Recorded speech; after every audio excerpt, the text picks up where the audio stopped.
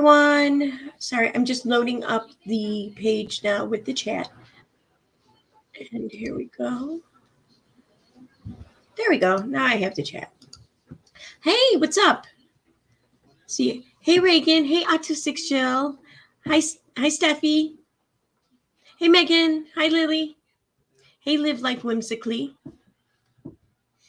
April. Kara. Christy. Yeah. What's up? How's everyone's Thursday going? I hope well. I'm very tired today. I don't know why. That's how mine's going. I just took a nap, actually. Woke up like 20 minutes ago, so I'm doing good. Oh, no, you have a fever, Autistic Chill? I'm sorry. What's up? You sick? Or is it just you have like a, I don't know, tooth infection or something? Like what's causing the fever? Do you know? Hey, Lauren R. Hi, Java Man. Kira. Hermit Z Frog. I'm saying that. It just rolls right off the tongue. Hermit Z Frog. Thank you. Yes, these things I saw them today. I'm like, I haven't worn them since like Halloween. I want to wear them again. These are from Smearcat. Mm-hmm. Thank you, Smearcat. I love them. Mm-hmm. And I'm psyched too because I've been out of my favorite lip gloss. Like anyone who's watched me for a while knows that like this, I love this pink shade that LipSense makes, or they used to make. Of course, yet again, I'm very picky and peculiar about lip shade. Like I found like maybe 3 colors in my entire life that I really liked, and every time it's like as soon as I find them, they get discontinued. Anyways, this shade by LipSense that I really loved was called Pop Art Pink. It's discontinued, but my neighbor who sells LipSense, she's the one who I found it through the first time. She said that she saw that it was being discontinued, so she grabbed a few for me. So, like, yay! I was hoping I'd hear from her before my stream started, but I didn't. But it's okay; she works. I know. I get it. Hopefully, though, today or tomorrow I can grab them. Because like last time, I bought like 5 tubes from her because they went on sale. They're like $25 a tube. This shade went on sale. This and other shades went on sale for like $10 each. So I got like 5 of them, and I just finally ran out. Crazy. Yes, I'm seeing snow, Reagan. I am. I woke up this morning just a decent blanket of snow everywhere. It was gone by like this afternoon, but for mostly gone by this afternoon. But yeah, it was cold enough, and the ground was cold enough for it to stick for a while. And last night after work, on our way home, this other car went driving by us the other way, and it was like covered with snow. Like whoever owns the car must have lived up on a hill or something around us, and just brushed the car off and just came down the hill. I was like, oh no, that's gonna be us soon. We're gonna have to brush the car off. Yeah, it sucks. I'm not sure if it's bladder infection or maybe a flu. Hopefully not the the C word. Did you? I didn't know this. That is now referred to as the little C. So when one of my regulars was saying that he had or something about the little C, I'm like, what? Like he goes, you know what that is, right? I'm like, cancer, And he's like, no, he's like COVID. I'm like, oh, I had big C. Okay, I get it now. I didn't know that. Aren't you supposed to get tons of snow? I think the city is New York City. We're like, I don't know how many miles, but it's like a 5-hour drive, but mile wise, I don't know how long it is. It is. The city's like a 5-hour drive, right? Well, no, I didn't mean driving in reverse. Would that matter? You can still go fast in reverse, can't you? Can't you? I mean, maybe not in a standard, but I don't know. I'm from Florida. I just got back from what's MO? Is that Missouri or Montana? I don't know. Saw snow. I was stoked. It's funny where I grew up was like maybe, I don't know. It was like half mile to mile maybe away from the New York State Thruway exit for our city. And right by there, I had like this small job as a cashier at this small little convenience store. This was years ago. And this guy and this girl came in, and they just got off the Thruway. And he's telling me how he just picked up his girlfriend from the airport. She's from Florida. And it was like wicked blizzard outside. And he goes, it's the first time she's seen snow. I'm like, that's so cool. Like, who goes through life and doesn't see snow? But obviously living in Florida makes sense, you know? But yeah, I don't know why I always thought that was cool. Like, I witnessed someone experience snow for the first time in their life. Cool. Just like at work the other day, I got to witness and serve someone whose first time it was eating Utica's own special dish, upside down pizza. It was cool. He seemed a little underwhelmed with it, though. I'm not sure. Hmm. Hey, Grace Case. Hey, Dash X. Hey, Lisa, just Lisa. Tina P.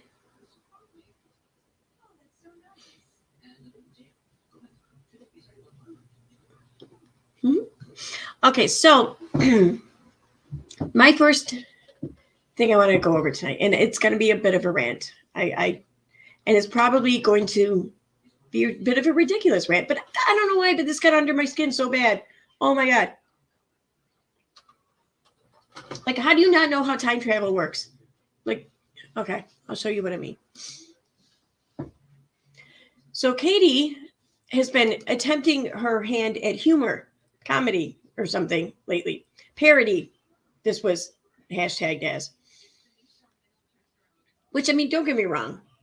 I encourage everyone to try this. I mean, I try to encourage myself to try this on occasion, you know, so I'm all for it, you know, and it's not a competition thing. I love it when people are funnier than me, because then that means I get to laugh, you know, so I want to be around people who are funnier than me. But like parody, especially in form of comedy, is supposed to resemble it's the thing it's parodying. In fact, it's oftentimes, that's not a blanket rule, but oftentimes the more that it resembles it, usually the funnier that it is. I don't know what I besides like a logo in a picture, I wouldn't know what the hell she was trying to parody here. You know, it doesn't make sense. But my whole issue is that she got it wrong. Like, that's not how time travel works. It's just not. You'll see what I mean. So here we have a picture. Back to the season 1. Back to this. Sister Wife season 1. Obviously, it's supposed to look like Back to the Future. Cody needs to go back to season 1 before he ever kissed Robin, before he tagged along for all the dress fitting. And then they show him getting in the car. And was that a football? I don't even know what the fuck that is. And before he thought an 11-day honeymoon was a good idea. I'm guessing that these statements here refer to the show. I don't know.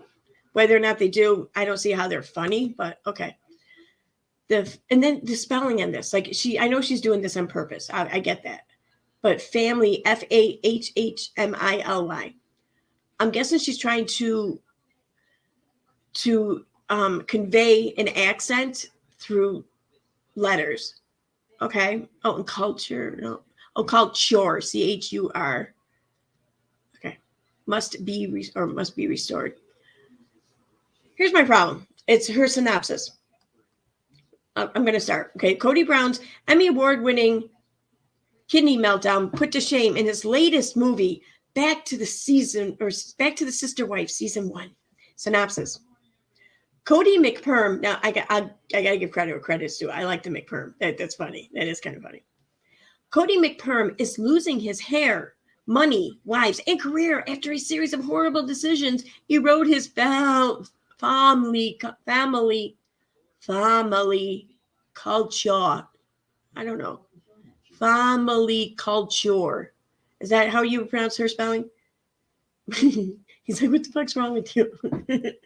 No, I'm not having a stroke. I'm just trying to accurately convey Katie Joy's joke here. And it's difficult because it's not I don't, it's not a joke.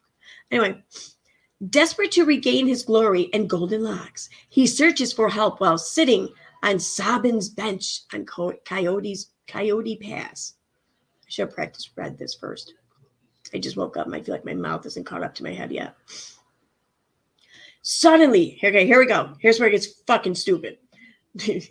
Here's where it gets fucking stupid. Suddenly, a 2007 convertible Lexus appears on the road. A younger Cody steps out of the car and urges future Cody to come back to season 1 to save the family culture. Future Cody, you've made mistakes with your hair, but most importantly, you're selfish, narcissistic, gaslighting has made your worker bee wives flee captivity. We must go back in time to save the family culture. Okay, answer me this. Suddenly, a 2007 convertible Lexus appears on the road. A younger Cody, which means past Cody, right? Cody of the past from like 2007 or whatever, steps out of the car. Says to present day Cody, because to him it's future Cody, but to us, the readers, it's present day Cody, okay? So he will be known as present day Cody. Past Cody says to present day Cody, you've made mistakes with your hair, whatever. We must go back in time to save the family culture. Well, if past Cody knows what present Cody did, why can't past Cody just stay in the fucking past and make different choices? Why does he need to come to present day and steal present day Cody to go back? And how the fuck does he know to begin with if he's past Cody? How?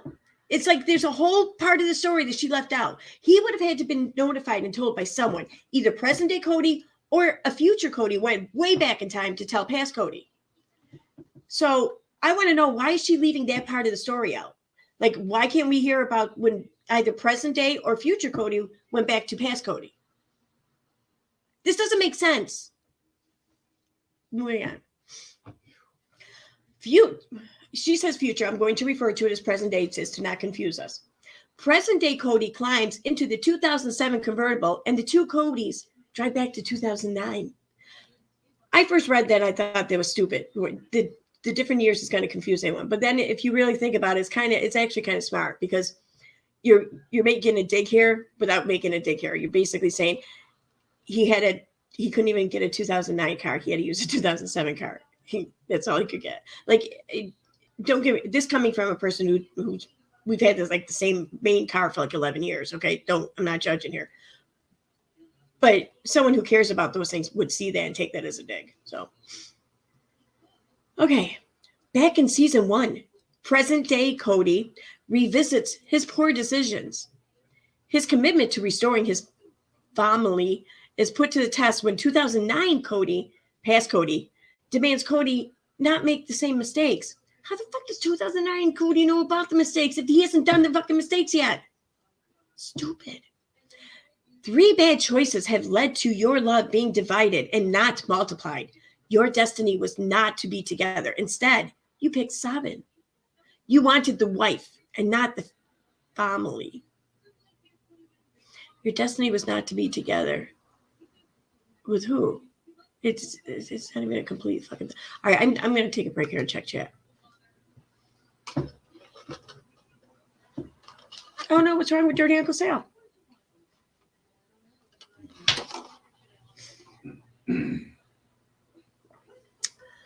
Wow, that's a good point, Dirty Uncle Sal. Doesn't this story remind you of the story about Aaron and Tina that Uni wrote, quote unquote? The EKC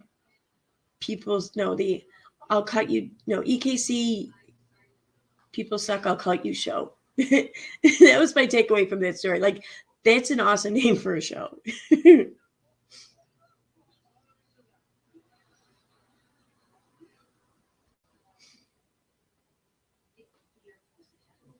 Oh, you caught a cold. I'm sorry, Dirty Uncle Sal. I've been feeling that too a little bit. Like, I get like a coughing spell here and there, but then it goes away.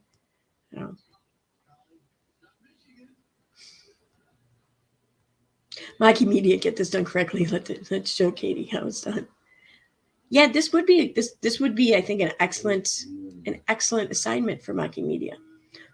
Maybe I'll take that into consideration.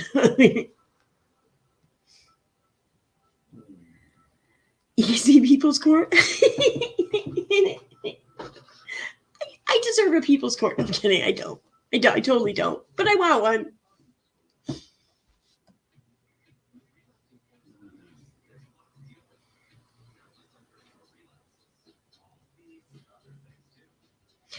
I found my way to the drama channels, and they don't like Molly, but they seem to like rock a lot, aka Puny. Are you saying that the drama channels seem to like uni rock? I mean, the Molly thing. I think that she finds support and non-support like everywhere she goes, probably. But you can't be telling me that uni rock is finding support. Like, are you? What?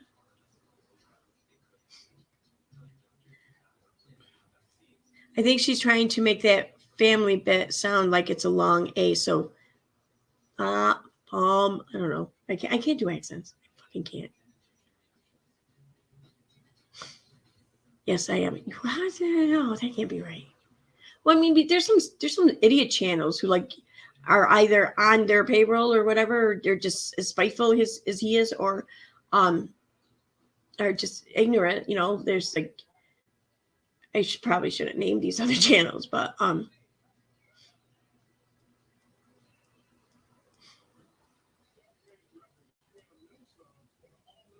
one of them lives in an area that had a very, very famous tea party some time ago. Do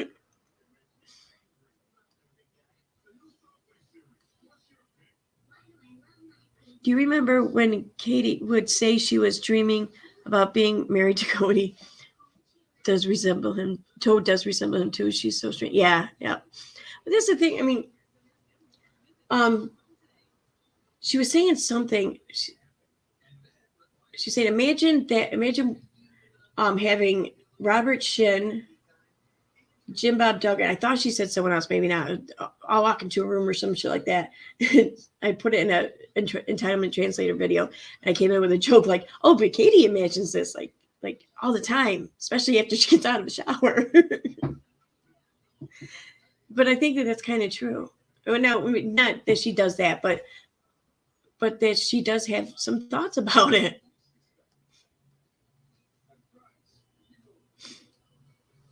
Okay, I'm gonna go back to this amazing non time traveling story about time travel. Oh, fuck. Future Cody. I'm sorry. Present day Cody is forced to dig deep by not abandoning his wives Mary, Janelle, and Christine. The women plead with Cody to not kiss Sabin, pick out her wedding dress, and to. Okay, when you read the sentence, it sounds like the women are begging Cody to not kiss the girl, not pick out the wedding dress, and to not skip the 11-day honeymoon. That's not how she means it, though. I know just the little bit I know about this ridiculous show. I'm sorry, it's not ridiculous. It's not. You know, the only reason why I think it's ridiculous is because of how non-ridiculous she thinks it is. That's why I think it's ridiculous. But I know a lot of people do like their show. Why though? Like, is it the Cody? I mean, I know, like, we're breaking balls, like how Katie's got the hot swimmer shit, but she totally does, in my opinion. But like, is it him that people? And by that I mean, not that people want to hook up with him and they think it's hot, but that people might even just want to watch all the time because they want to see him suffer. Like, is that what is the love and hate for Cody the reason why so many people tune into the show? Do you think? And I'm wondering, maybe I should watch it. Might be cathartic.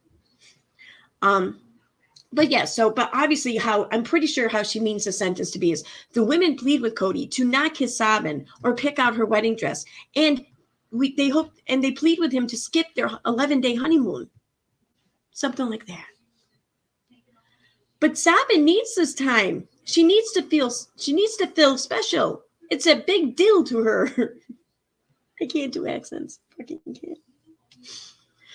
Will Cody abandon his narcissistic ways to save his family, culture, and golden locks? Or will now we have a past Sabin? We have a present and a past Sabin? Is that it? I'm guessing it's a she. Did she travel in time too? Or will past Sabin achieve her goal of financial security? A McMansion. It's funny to hear her talk about McMansions. Her. nanny and sleeping in until 12 p.m. daily by winning Cody all to herself. You'll have to wait until spring to... Oh, Jesus Christ. It's not... The show's in the future. So we have present day Cody going back to past Cody to tell him to make different choices to end up with a different present day Cody to what? Then go into the future? It doesn't make sense. Fuck. See, parody, hashtag parody. This is a parody. This is a fucking parody. It's not even a parody to Back to the Future. I made a tweet about this, and I think I said it resembles, it more so resembles what you would get after those typewriting monkeys are locked in a room and they produce anything but Shakespeare. Like all the times that they produce shit other than Shakespeare, this is what it is. Okay, I think I'm done with that rant for now. It fucking got on to race again. It really fucking annoyed me. There's so much more I think she could have done with this. Instead, she just haphazardly, and it came out like shit. Like you gotta respect parody more than that. You gotta appreciate it. You gotta give it a little bit more work. You know, it's not gonna do the work for you. She expected it to just carry itself, and it's not how it works. Anyway, I wanted to laugh, and I didn't laugh. I'm not laughing. No. I don't even know what the fuck I'm doing now. All right.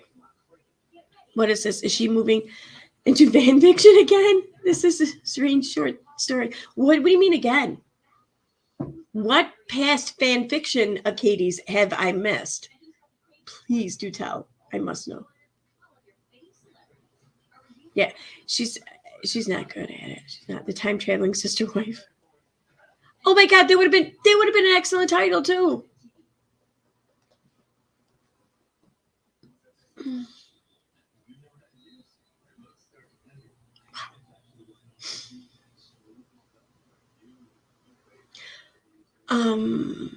Okay. Oh, so another thing I want to go over. I was under the impression for most of the day that there must have been like other or additional filings or something yesterday.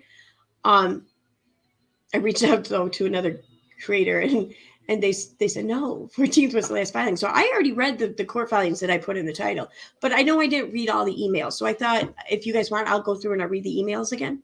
I think I'm not going to go through and read the whole court filing. It was too long.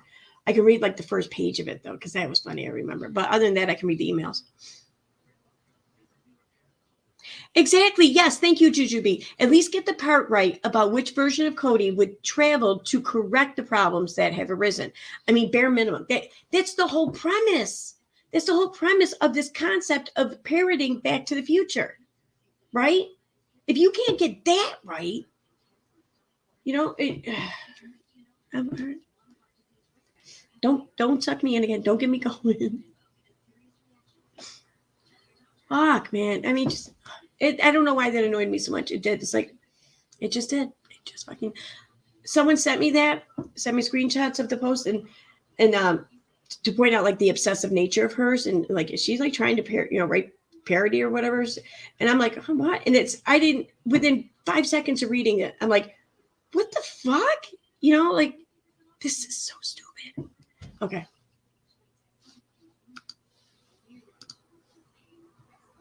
Why is it there?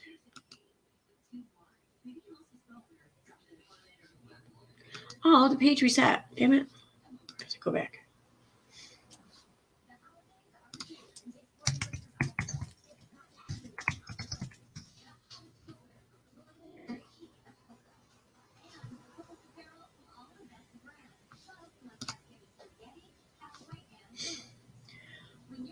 Okay, 14th.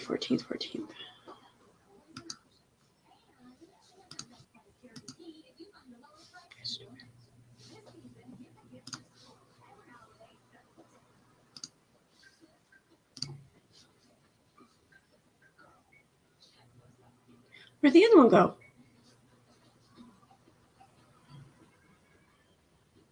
Oh, they don't all open up at the same time. That sucks.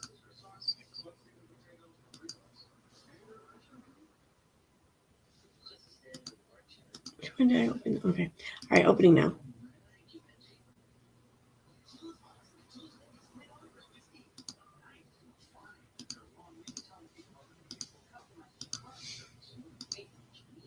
What was the first one? It was 2 pages. No, 4 pages.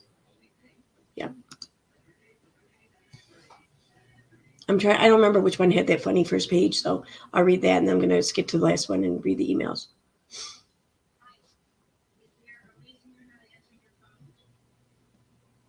It takes a minute for this to pull up, apparently, in Chrome. So I'll check chat while that's going on. And then after this, I wanted to read some, want to continue with the series I was doing, like walk down memory lane sort of thing, reading posts from Katie throughout the whole Justice for Vaughn situation. Because it seems like whenever I'm doing that, that's when I see most people start to try to take up my time. Like they're trying to distract me from it or something. So I'm thinking, well, maybe it's because people don't want me to do this. Certain people don't want me to read these. So I'm gonna read them. Twat Hammer. That is a great name, Mousy Files. Twat Hammer. Who wrote this? Katie Joy wrote it. Well, I believe she wrote it. I mean, it doesn't actually say like authored by, but I mean, if you wrote it, would you say put that on there? But I do think it was Katie. I mean, it was her posting, and I think she's kind of proud of it. So she's displaying it as though it's hers. So I'm to assume it's hers.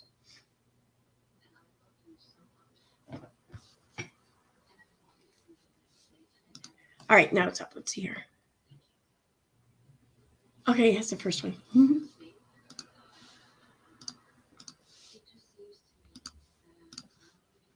So just a refresher here. I'm not going to read all of this. I'm going to read snippets and then just jump to the emails. Introduction. And this is from Graham Crackers to Amber, to Katie, or to 7M's attorney. So it's basically Katie Joy to 7M. Once again, plaintiffs make careless efforts of fact and law while seeking the most draconian of measures against an excusable error by counsel for a defendant. Now, here's my question to that. Who the hell told Graham Crackers that he was excused for his error? I don't recall there being any mention of that, of this excusing by the court. I mean, I could have happened. I not know about it, but I don't believe it's happened to my knowledge. Why is he to assume that he's been excused? I don't know. That seems kind of presumptuous, in my opinion. Here, plaintiffs have filed an untimely response. Okay, I'm not going to go through and read all that. We get the point. It was that first sentence, really. I just wanted to read. So now, then next, we have 7M's attorney responding to Katie Joy, more or less. So it's Amber responding to Graham Crackers.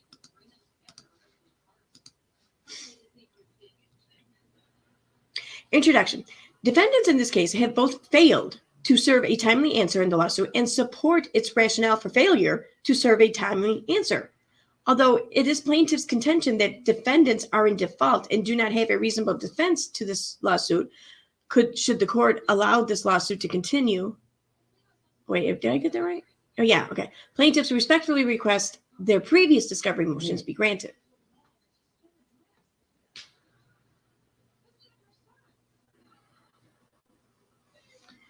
Failure to provide discovery. There was one sentence here I thought I really enjoyed.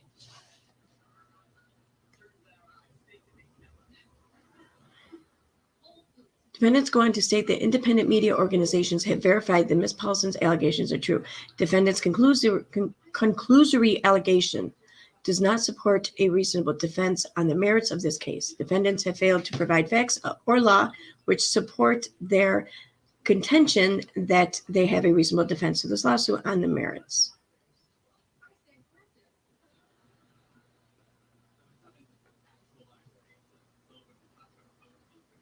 Oh, maybe it wasn't. Okay.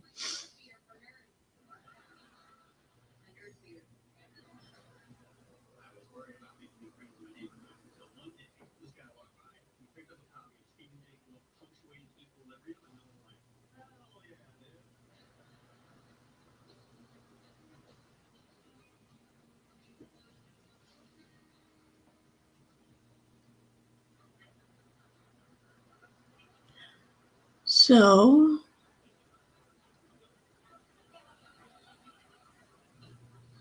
okay, yeah, I'm not going to go through and find it. Okay, I'm just going to skip right to the emails then.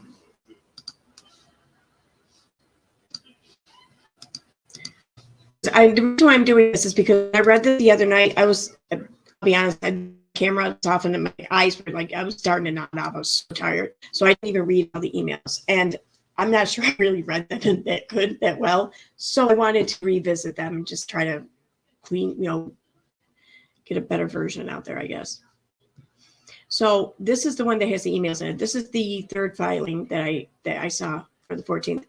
And it's the second affidavit of Amber Stavik, which is 7M's attorney. So hereby attached here to is Exhibit A. Oh, this is just explaining the evidence in which she submitted to support the things she was saying. And the last thing I did not read just now. So the first email, this is from Graham Crackers to Amber. So this is Katie to 7M. And she says, can I make this bigger? Where's it made? Oh, I can do the plus. Okay. There we go. Oh, it's dated September 1st. It says, hi, Amber. I have not impugned your character or questioned your professional integrity, and I would appreciate if you do likewise. I am under any number of professional obligations not to disgorge information obtained during discovery, and I do not intend to do so in this case or any other. As for your statement about the necessity of our potential motion to compel discovery, you have now issued conflicting statements. Please clarify for me which of these is the correct statement at this time. A, you will provide discovery upon our stipulation to a protective order only, or B, you will provide discovery upon our stipulation to a protective order, an injunction, and an extension of the discovery deadline. Your most recent email suggests that your position has changed to statement A, while prior to today, it was a statement B. I would like to know what you are requesting or proposing so I can help my client assess your proposal with clarity. Thank you. All my best. Graham Crackers. Why is he adding him? Is this like a common thing, professionally speaking, to add your pronouns underneath your name in a professional letter? I'm just curious because I've never seen that. It could be, but I'm curious. So next we have Amber Stavik to Graham Crackers. So this is 7M to Katie Joy. Mr. Murray, I will not be sending discovery to your office absent a ruling on our motion for a protective order. I do not trust that information sent to your office will remain in your possession, especially given your refusal to stipulate a simple agreement that your client not post about my clients or share information obtained in discovery with third parties. Given the egregious nature of the allegations your client has made about mine and her involvement with an up-and-coming Netflix documentary about my clients, I think it's more than reasonable that all documents and discovery in this matter be contained.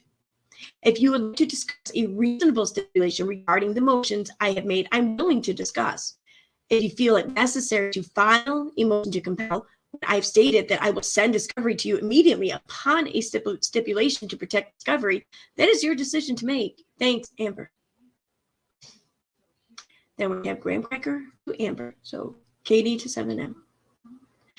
Good afternoon, Amber. I have read all your correspondence, and we understand you and your client's position on the issues currently before the court. We are of the opinion that the proper time to either ask us to stipulate to extending the scheduling order deadlines or to make a motion to do so was prior to the deadline expiring. We do not know why your office chose not to come to us directly to discuss extending the deadline, and we do not know why your office chose to seemingly engage in ex parte communication with the court to try to extend the deadline. Whatever the case, the time to handle this by stipulation or by motion was prior to August 5th, 2022. Now is September 8th, and your discovery is overdue. Per the rules, your client has waived all their objections to our requests, and the discovery responses are still owed to us. We understand that your clients think some of the information we requested is potentially sensitive. That information is also directly relevant to the claims your clients have made in their suit, so it is necessary and needs to be disclosed, regardless of the existence of a protective order. If any information needs to be included in any motion documents or other court filings, we will absolutely comply with our redaction responsibilities, as well as any other obligations to keep documents confidential under the law and the rules. However, the only way to get out of producing information and documents relevant to the claims and defenses in this lawsuit is for your clients to dismiss the suit. Absent such a dismissal, your clients are obligated to meet their discovery obligations under the rules. If they had wanted a protective order in place prior to the deadline for producing their responses, any time since serving the summons and complaint would be a good time to do so. Waiting until the discovery deadline and using the lack of a protective order as a shield for producing discovery is not allowed under the rules. Please provide complete responses and documents by the end of the day on Tuesday, September 13th, or we will file a motion to compel discovery. If you are willing to commit in writing to providing documents by that date, we'll entertain a stipulation for a limited protective order for anything that would be considered protected health information under the law. HIPAA shit, basically. Any stipulation would be only for that purpose, though, and not for any of the other items your client continue to demand. Thank you. All my best, Grant. Now, I want to step away from this and pull something outside. I hadn't planned this, but reading that just now reminded me of it, and I think it's important to do this. It's funny that Katie's side is arguing against some sort of protective order. She's arguing against 7M's attempts to keep the documents they have to hand over, to keep them private, to stop her from putting out any of the information. This is what Katie's side is complaining about. They don't want to have to feel like they can't share it, basically. They're not vocalizing any desires to share it or any plans to share it, but just the fact that they were asked to adhere to something promising that they won't share it, they're having a bitch about it.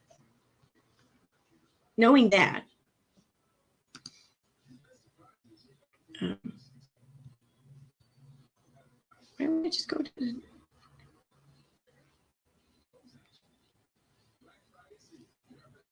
Okay. Knowing that, the Twitter account without a crystal balls with a Z put a tweet up today that I found especially interesting, knowing, what I read in these papers. So let me pull it up quick.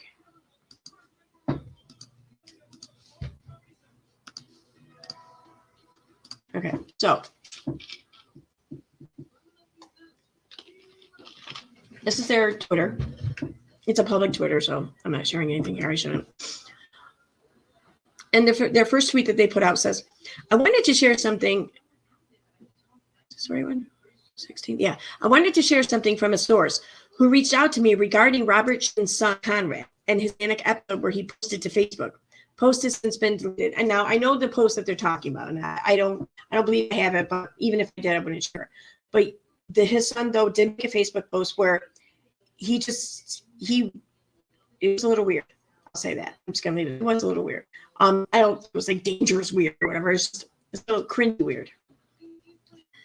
So the boss goes on to say, Katie Joy admonished a page for sharing a blurred out picture of Conrad's face and then proceeded to share the post in the manic state. So, wait, there's an expert, right? When they're not inverted. Okay. In a manic state. Katie was asked to take it down for Conrad's sake, and also because Conrad's mom, who does not live in the States, asked him, I'm guessing it's her too. Conrad, I guess, has autism. I don't know what the whole story is behind that, or behind like this posting. But what I am to understand is that I remember the post. I read it. It was kind of cringy, weird, and it did not make him look in a good light at all. It really, I don't think it reflected negatively or positive in his father, one way or the other. But it didn't produce Conrad very positively.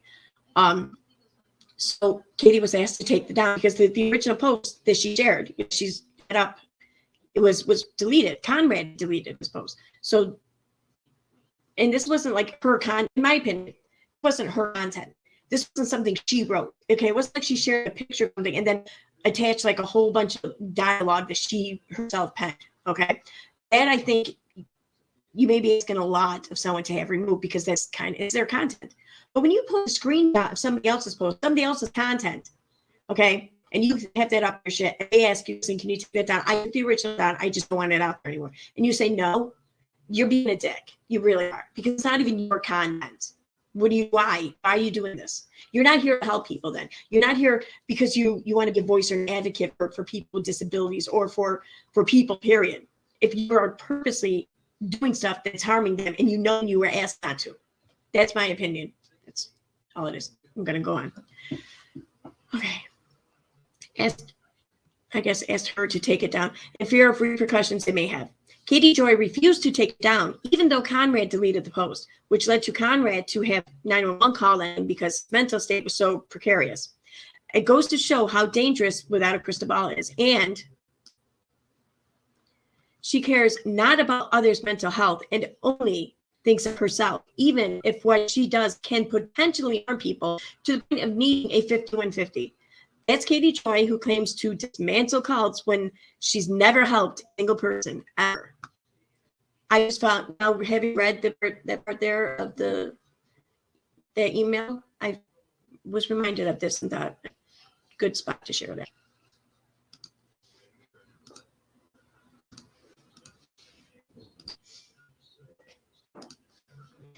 So, okay, so we read that one. Next email. This is from Amber to Graham Crackers. So 7M to Katie Joy. Mr. Murray, our office has been attempting to contact the court almost daily since the scheduling order was sent out. I had my paralegal call the day we filed the motion, as well as again today, to attempt to obtain a hearing date regarding the motion which was filed. Pursuant to the scheduling order, the court was supposed to settle all requests via scheduling conference. As Judge Davis has been out on leave, this did not occur. Your frustrations with my office should be directed toward the court. I'm just upset by my inability to obtain a call or email back from the court to schedule anything.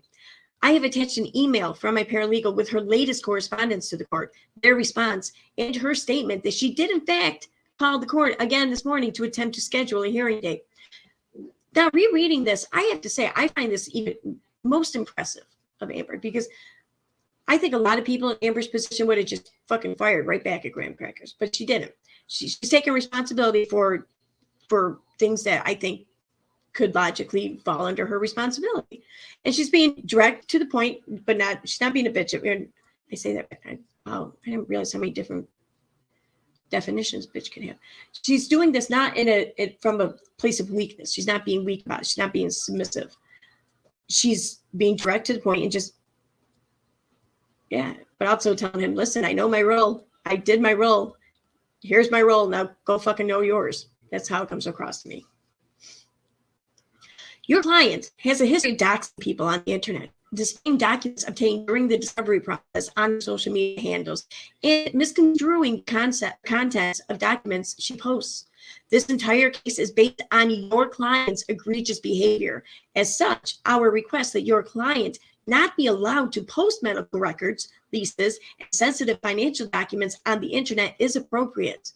In your requests, you asked for highly sensitive information no reasonable person would not share with a stranger, let alone the entire internet. As I stated before, we are ready to send you discovery immediately upon stipulation to a protective order, discovery order, stipulation to a temporary restraining order preventing your client from posting about mine until the conclusion of this trial, and a stipulation the scheduling order be amended given the court's refusal to call us back in time to schedule a discovery conference, which the scheduling order explicitly required. None of these requests are unreasonable in this case. If you like to stipulate to the above, I'll retract my motions and we can have discovery to you next week. I will be unavailable until Tuesday as I am leaving town for the long weekend. Next, we have Graham to Amber, so 80 to 7M. Good afternoon, Amber. We are in receipt of your letters, or we are in receipt of your letter e-served yesterday, and are surprised to see that your clients intend to deliberately not meet their discovery obligations. There is no stay of discovery in this case, nor is, wait, your correspondence. So this one's already, this email should have happened before some of the other ones I already read. Just want to, I don't know, I like to keep it all in a timeline, but I didn't think I needed to do that, but okay. There is no stay of discovery in this case, nor is there any imminent decision on your motions, given that you have yet to even schedule those hearings. Your clients have demanded relief outside what is available under the rules, but hasn't even managed to schedule hearings on the motions requesting that relief. There's no relief on the horizon of the sort you have requested, and therefore absolutely no basis for the sort of delay you have stated your clients intend to unilaterally impose. Regardless of whether your clients would prefer to abstain from discovery, and regardless of their position on the scheduling order in this case, under the Minnesota rules, discovery responses are due Tuesday. Based on your letter, we understand that your client intends to miss that deadline deliberately and without any cognizable legal basis to excuse their failure. Notably, a party's failure to timely respond to interrogatories or make objections waives all objections except those related to privilege, work product, and experts' conclusions. Please confirm that we will receive the discovery responses no later than this coming Tuesday, or we will move to compel, seek our fees incurred in doing so, argue that your client has waived any objections, and seek any further relief as warranted under the law. Alternatively, should your clients prefer not to engage in discovery in this matter, they can always choose to dismiss their case with prejudice, at which point their discovery applications will cease. If they choose this course, please inform us of their choice prior to Wednesday, September 7th, so that we can forego incurring the expenses of bringing a motion to compel discovery. Thank you for your attention to this timely manner. All my best, Graham Crackers. Then we have from Graham to Amber. So from, I'm reading these backwards. Fuck, I wish I known that. I would have went the other way. So from Katie to 7. Oh wait, you know what? I can do that now, right? The rest of it. All right, I'm gonna start at the bottom because I think that that's the direction in which they go.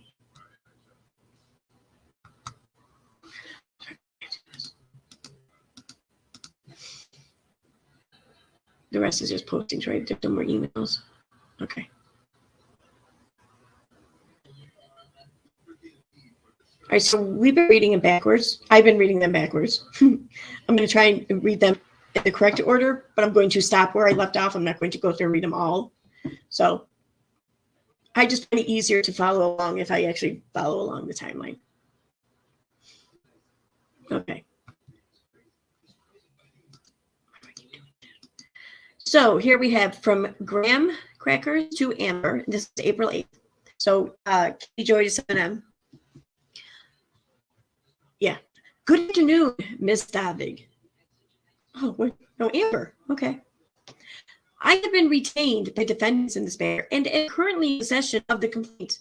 While I view the same and work on the defendant's answer, please direct all future correspondence to me. Thank you. I look forward to working with you. Have a good weekend. Not a great weekend. Have a good weekend. Graham Crackers. Then we have Amber to Graham. So it's 7M Katie. Mr. Martin, thank you for reaching out. I did file and serve via USPS the attached amended summons and complaint yesterday. The court file is as follows. It would be easiest to just use the e-file system since we filed the case Tuesday. A couple of housekeeping notes.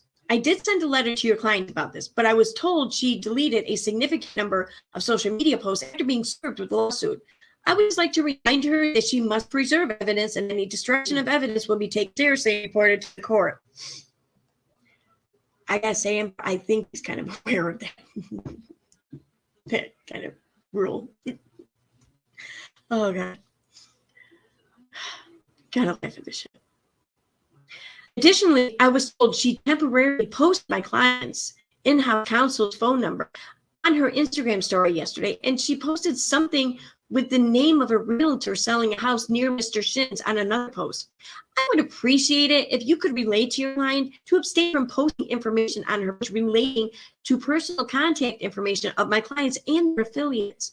I will file a motion for a temporary injunction if necessary, but I think it would be a better use of both of our clients' resources to litigate the merits of this case instead. Thanks, Amber.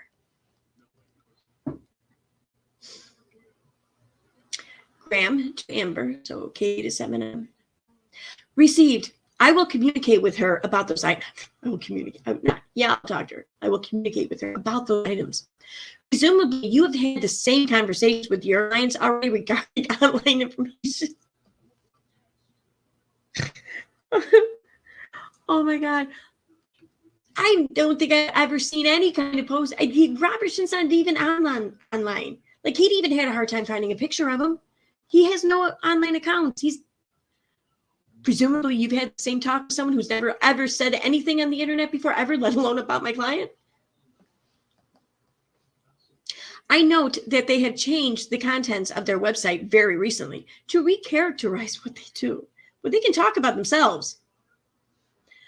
I hope they too are preserving any relevant evidence related to the allegations of the parties. Thanks for the amended complaint. Like, thanks, Amber. That's how it reads. Thanks for the amended complaint. I'll look it over and make sure we get you an answer in a timely fashion. April 26th sound right, given the amendments? Please let me know if you need anything else from me in the meantime. I will be in touch if anything comes up on my end. Have a good day. Good day. Graham Breckers. And then we have Amber to Graham. 7M to Katie.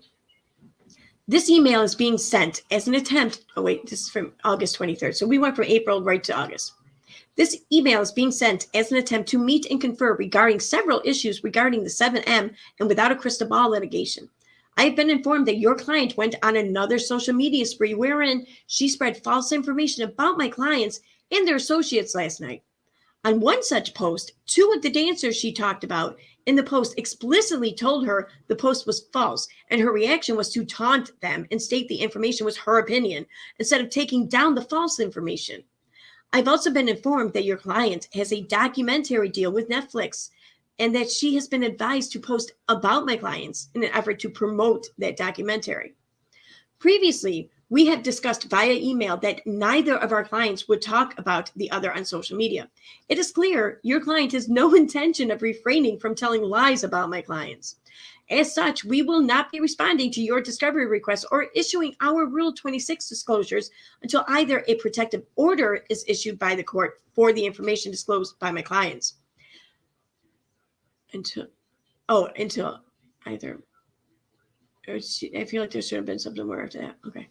You have requested highly sensitive information, and the basis of this lawsuit is that your client is spreading falsehoods and disclosing confidential information to third parties.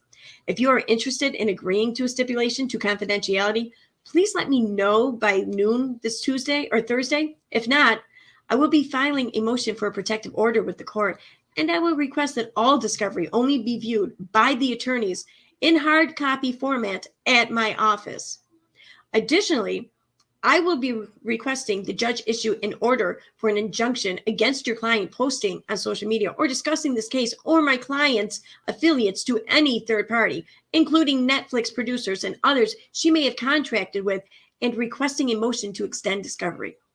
I attempted to contact the court several times a week from the date the scheduling order was issued until I filed correspondence to get a motion hearing date from the court for a motion to modify the schedule order. And I never received a response back from the court.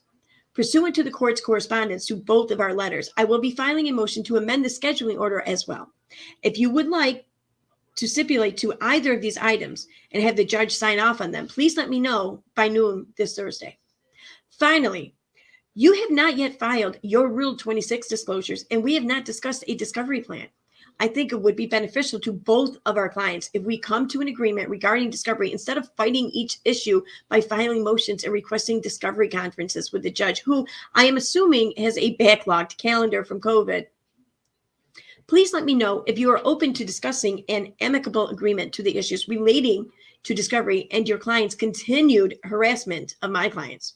Otherwise, I will be filing the aforementioned motions, and we can deal with these issues the hard, expensive, and time-consuming way.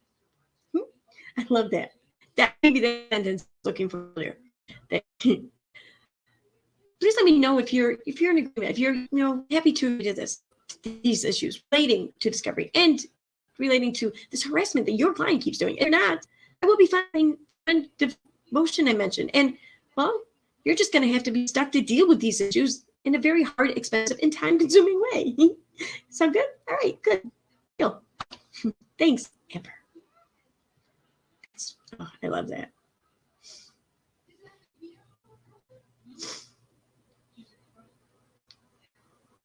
So this is from graham crackers to Amber. Okay. Yeah, I didn't read this one yet. Okay. So it's Katie Joy 279.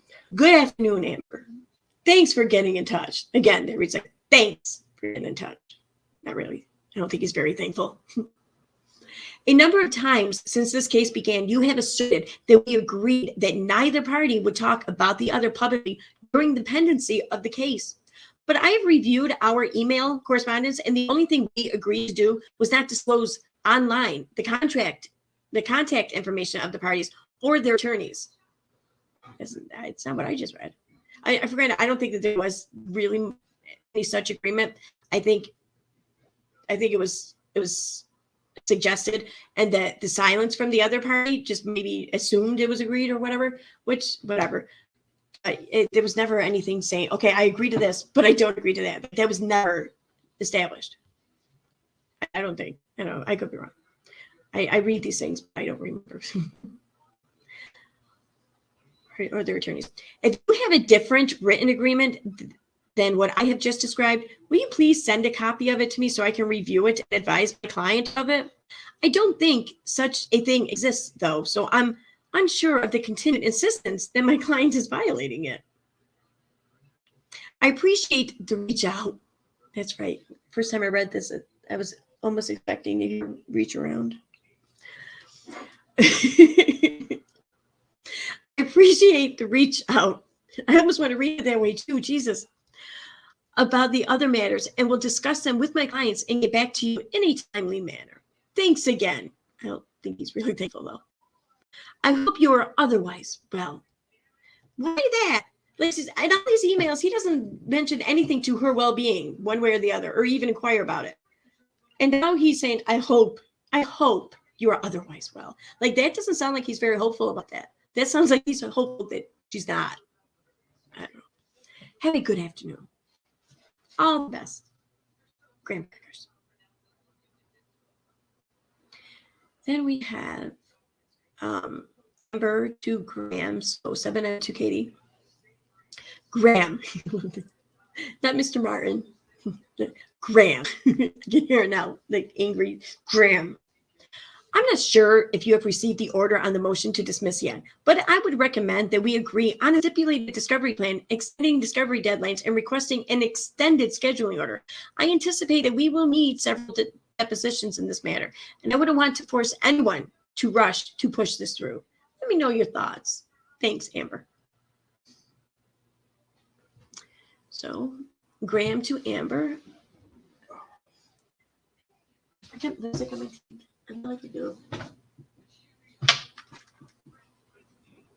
No, okay. Need my lip sense. Okay. Good morning, Amber. We are in receipt of the order, have reviewed it with our clients, and are considering the impact it has on the case. As to your contention, I understand why you are seeking a stipulation to extend discovery, but I'm not sure that my clients need any depositions in this matter. We have issued our timely discovery requests relevant to the issues your clients raised and are awaiting timely responses to those requests. We do not need that deadline extended. If your clients would like to discuss settlement instead at this juncture, I think that would be fruitful. I miss that. Katie's looking settled. She wants to fucking settle. This, oh my God. What the hell does she have that they want besides her taking accountability and paying any damages? Because like it's the only thing that they are in need of. What does she think settlement's going to bring her? I mean, like in the other lawsuit she had, there were other things involved, and the other side settled on obtaining the information rather than damages. What information could she possibly? She has no information that Seven would want, to my knowledge. So, wow. This was in what? When was this written? August 25th. So it looks like they didn't take her up on that settlement suggestion. Okay. I think that would be fruitful. I wonder how. I will discuss your request with my clients and follow up with a final response on that front. But I think in the meantime, it would be best if we discussed methods of disposing of this case and saving everyone a lot of money. Thank you. All my best. Graham Crackers. Okay, this is Amber to Graham. Thanks, Graham. I will discuss settlement with my client and see what they are open to. As stated in my previous email, unless we can stipulate to a protective order, we will be moving for one, and I plan on filing that motion this afternoon. I'm not sure how much your client wants to spend on an answer, but we could be open to an agreement to extend the answer deadline pending settlement if we can stipulate to a discovery extension and simultaneously request the court for an amended schedule order. Thanks, Amber. Okay, Graham to Amber. Hi, Amber. My client remains disinterested in the proposed stipulations. Oh, shit. We are already working on an answer and will have one filed in the next week or so. I didn't see a directive as to when the court expects it to be filed. So absent such a directive, we will just create and file it with all deliberate speed. I don't think they're going to be very speedy about it. That's my takeaway from that email. I know this shit's already happened and played out, but I have no idea like what they're talking about really. But it sounds like he's not planning on being very speedy. Thanks. All my best, Graham Crackers. This is Graham again, looks like. Yep, Graham to Amber. Okay, yep, I already read this one, I think. Yep. We are in receipt of your letter you served yesterday and are surprised to see that your clients intend to deliberately not need the discovery and things. Okay, this was dated September 1st. All right, so yeah, I'm not reading any of these. What's after the email? So I didn't really look at that the other night. What is here after the emails? What's this? Selling Souls, the Cult of 7M Films, an active investigation. Exhibit D. I'm such an idiot. What's going on? A group of famous dancers are allegedly being held hostage by a religious cult disguised as a management company. Their pastor, Robert Shin, a career con artist, controls every aspect of their lives, from their finances to their love lives to ultimately the separation from friends and family. Selling Souls will expose the evil behind the influencers. See, the way that it's written, it makes it sound like they're going to expose the evil behind, like the influencers are evil and hiding their evil, and that's going to be exposed. It doesn't quite automatically read as the evil standing behind the influencers and like popping them up. So I think that could be worded better. This is a multi-part documentary series that will investigate 7M Films, a talent management company used to recruit influencers into the Shekinah Church by founder and pastor Robert Shin. We will hear from ex-members who have been silenced for decades while we build a case against Robert for past crimes he's committed and those that he's currently committing. We will profile a group of influencers who are believed to be under Robert's control and the stories of friends and families who have lost their loved ones due to this cult. 7M Films, the Shekinah Church. I know I pronounce that wrong every time. I don't care. 7M Films Incorporated is a talent management company that represents some of the top social media influencers in the world.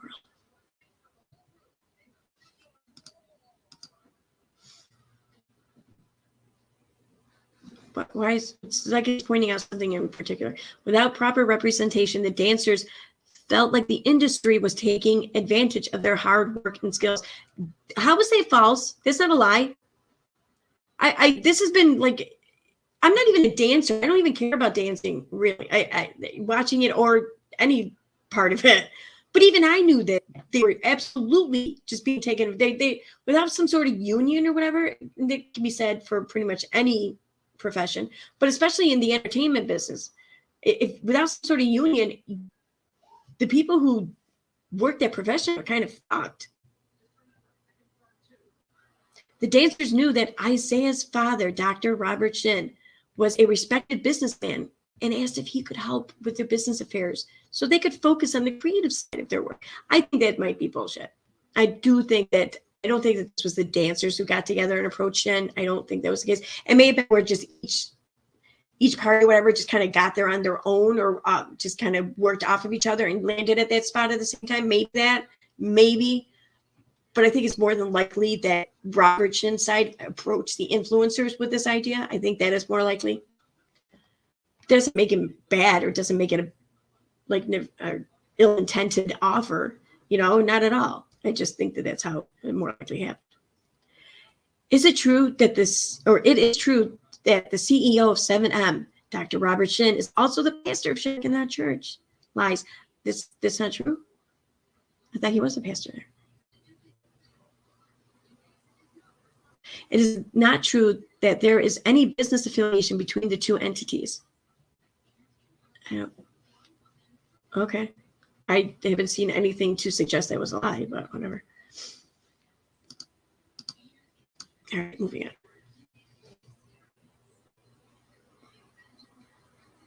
Shekinah Church. The Church International, the SCI, I'm going to SCI. The SCI was born with the calling to save 1 billion souls, raising up leaders for the body of Christ and supporting the gospel with all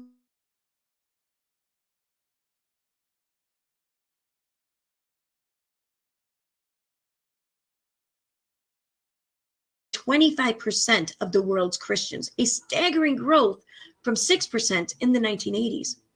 The followers of the 7M Mountain Mandate claim their job is to overtake education, religion, businesses, government, entertainment, family, and the media, sanitizing them all of witchcraft or demons. The SCI's mission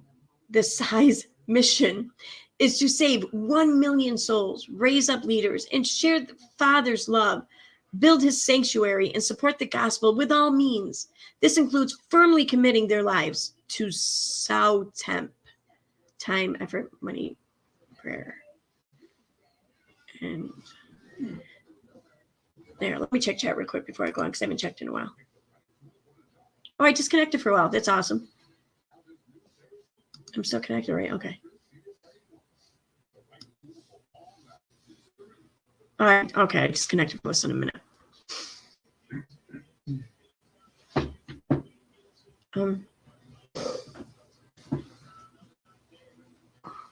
One second. I want to just fix my lipstick real quick because I feel like it's going off. What am I doing? Stop cam.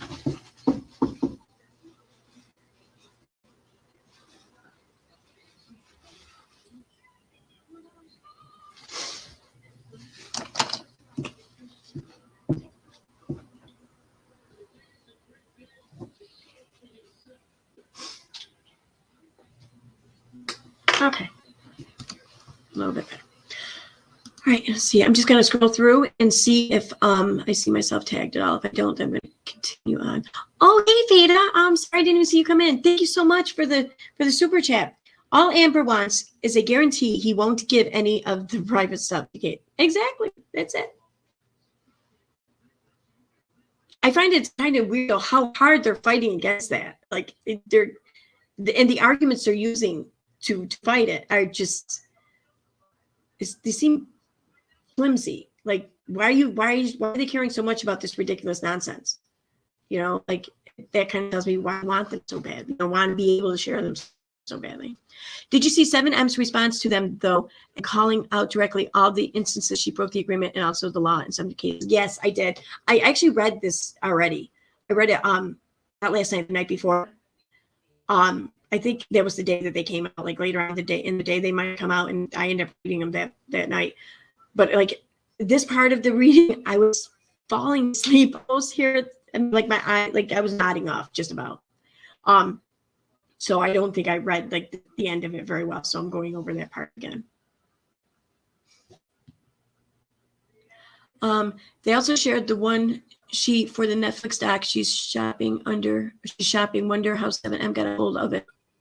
Huh. Did you see the one sheet? I don't know what one sheet you're talking about. I mean, it might be on what I'm about to read, maybe. Because I'm going through the rest of the evidence here now. But if not, I will check chat and let me know, and I'll look for it. What in the powder puff is going on in your head? Just kidding. That's the thank you there. I haven't worn these since Halloween. These are what Smearcat sent me, so I'm gonna wear them again. I like them. I know I look ridiculous, but I mean, where else can you look ridiculous if you can't look ridiculous on YouTube? You know? Yeah.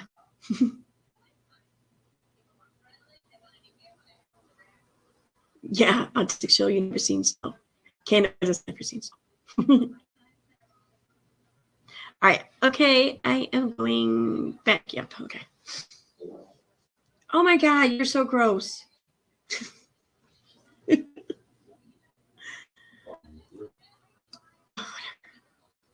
All right, so let me continue. The influencers and the evil behind them. Robert Israel Shin, Robert's right hands, and senior staff. History of the Shekinah Church, the lawsuit / creation of 7M, and their targeting of the entertainment industry.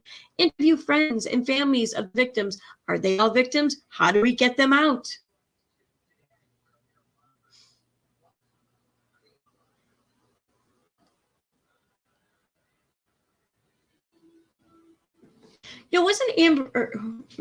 Miranda. Wasn't Miranda's sister like kind of kicked out of this dance group or something? I believe that's in the video that started this whole thing. I believe that's what she said. Now, I'm not saying this is the case. I know nothing about any member of this family, Miranda included. But what if her sister is kind of like Katie, and she takes that as rejection? And she takes rejection about as well as Katie. And look at where we are now. I'm not saying that's the case, but I think it's a possibility. What else? I don't know how else to explain this shit. I don't know. 12 million Instagram followers, 15.4 million followers on TikTok, and 164 million likes. Our way in. We open the series in present day. I know what this is. These are storyboards. Did she honestly make fucking storyboards for her idea? Is that what this? Oh my God. Oh my God. We open the series in present day. We will see the 7M dancers content in what seemingly just another day on social media. That will come to a screeching halt with a cry for help from the Wilking family and VO from ex-members of the church. And a VO we hear, he calls himself man of God. He's a con artist. It was his version of solitary confinement. That was the first time I was... Okay, I escaped in the middle of the night. He's evil, pure evil. We then flash back to the beginning. Through interviews from ex-members, family and friends, church footage, files, and recordings, we will learn about the beginning of the Shekinah Church, the escalation of evil, and the crimes committed by Robert and his staff.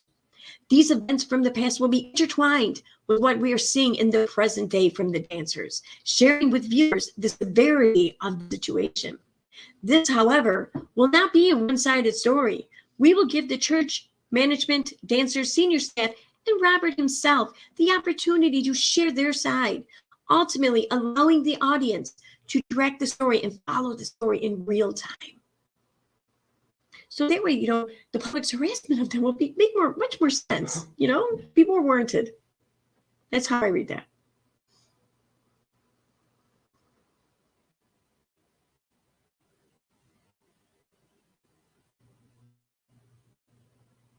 Imagine, okay, if I'm wrong about her sister, okay, say her sister was genuinely just, you know, missing her sister and upset, and here's an image from that video of her crying. How upset would you be if that were you and you found your image being used in a fucking storyboard? Like, I would be pissed. I don't know. That image, I would be pissed. Like, that moment in my life was being exploited for somebody else's project idea to come into life. That's how I would take it.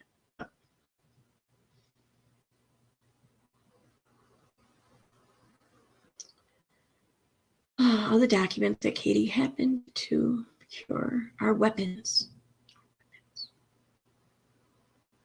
Are you fucking shitting me? This storyboard is titled Our Weapons. And right there in the middle is the picture of Katie Joy's face. Like, really?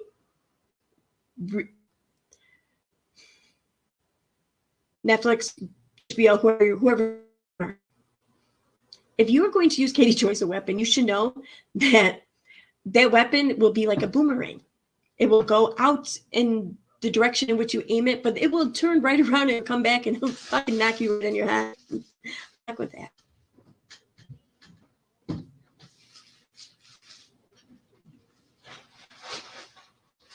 The team. Wait, what? So this is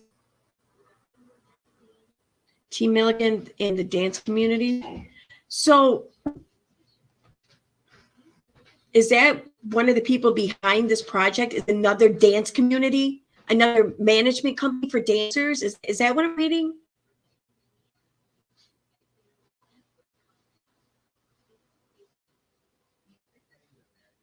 I know nothing. I didn't even pick up on this list. I want to look into this more because that's what it looks like and sounds like. Here we have a tweet. This must be one of their weapons that we're talking about. Is Katie's Twitter, which doesn't even exist anymore. We have filed a letter and our answer to Robert Shin's attorney in the court today. The court never gave us the deadline to file. Oh, it's about the lawsuit. Okay. We have been in correspondence with Shin through his attorney since the beginning. We request they withdrew their motion or will seek sanctions.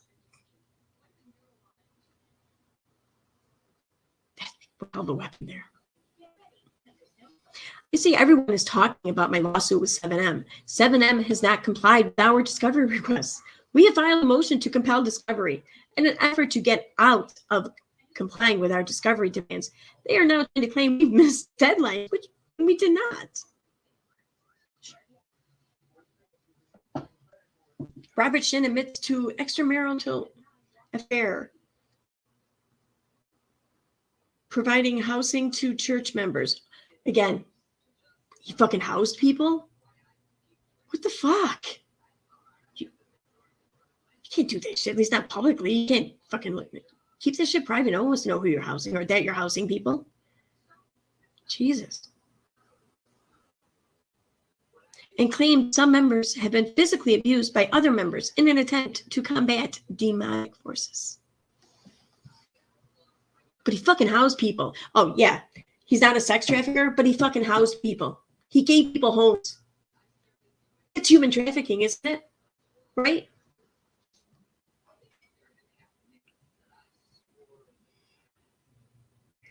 Robert Shin suing former members and bloggers. Really? What other bloggers is he suing? I'm curious. Because the former members, from my recollection, he wasn't the one suing the former members, but he was in a lawsuit with some former members. But I haven't heard about any other bloggers. Like,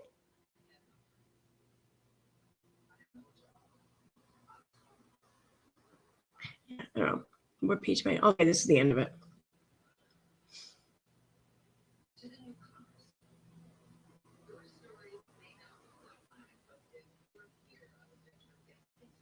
Oh, this is letters that I don't. Who the fuck wrote the court here?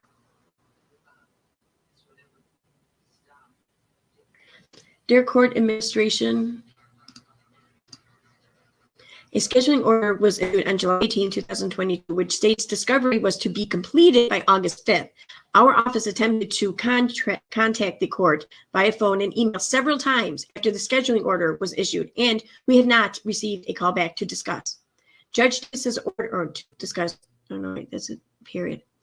Judge Davis's order regarding the motion to dismiss is not due until the end of August, and defendants have not yet served an answer in this matter. As there has not been an answer served in this matter, plaintiffs respectfully request an amended scheduling order be issued, which allows both parties to complete pleadings and gives more than 3 weeks for the completion of discovery in this matter. If you have any questions, okay.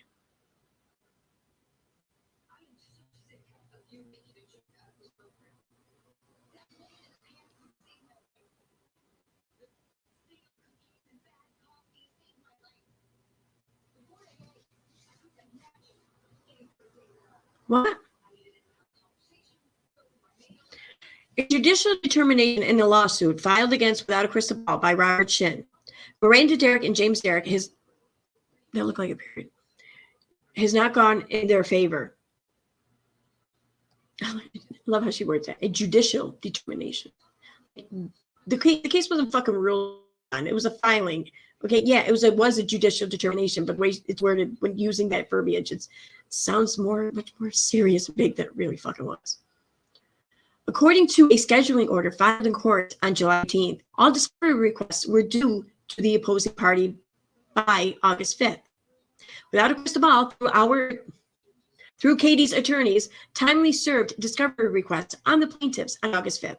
The plaintiff did not serve Without a Crystal Ball with any discovery request by that deadline. On August 8th, a letter sent to the court by 7M's attorney requested an extension of time for discovery. This letter was not served to Without a Crystal Ball until August 12th, a week after the deadline. The judge determined that no extensions for delays can be granted without a motion for delay. You make it sound like the judge shot them down. The judge is like saying, no, man, I can't give you one until you ask for it the right way. Unless I'm reading this wrong, which it could be. No such motion was ever filed by 7M. Without a Crystal Ball, me, Katie Joy, disputed their request for a delay because the delay was requested after the deadline. They were already late, so they shouldn't get a delay because they asked for it after they were already late. Since April, the plaintiffs have made no attempt for discovery to try to prove their case against Without a Crystal Ball. Without an extension of time, the plaintiffs will not be allowed to seek a discovery. To seek in whatever. I can't read her chat.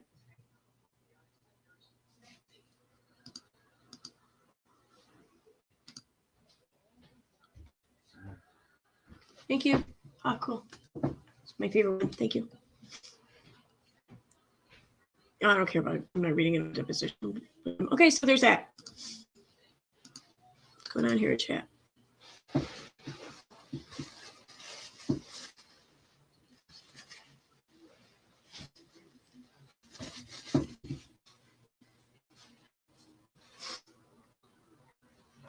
You know what? Because I'm going to be doing a little bit more reading in just a moment here. What am I doing? Let me just fix the lipstick. Because if I don't wear the lipstick, the kind that doesn't come off really, then my lips just get dry and they get annoying. So I want to have them on before I start reading again. As soon as I put my lip, I put that. Put it back in here. Why am I always doing that? Oh, there it is. I can never find shit ever. Next, though, I wanted to read the whole like trip down memory lane, reminding us of like how and what Katie did and said throughout her coverage of the McRae situation. I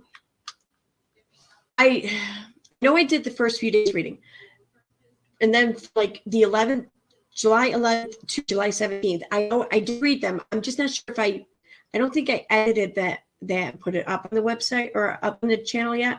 Either that or I did read them, but I did it in the middle of a stream like I'm about to do now, and I'm not really sure where. So I'm just going to skip that portion for now in case, I didn't already do it. If I didn't, then I'll go back. I'll figure it out and I'll go back and I'll add it. But Tonight, though, I pulled these July 17th through the 20th, which I think the 20th, I'm going to read the first one. There's not a whole lot of them, but this is where this is right when she changes, right where she flips the script. You see her go from one side, and within days, she's the first post is put out where she's starting to jump over to Dre's side. It's interesting.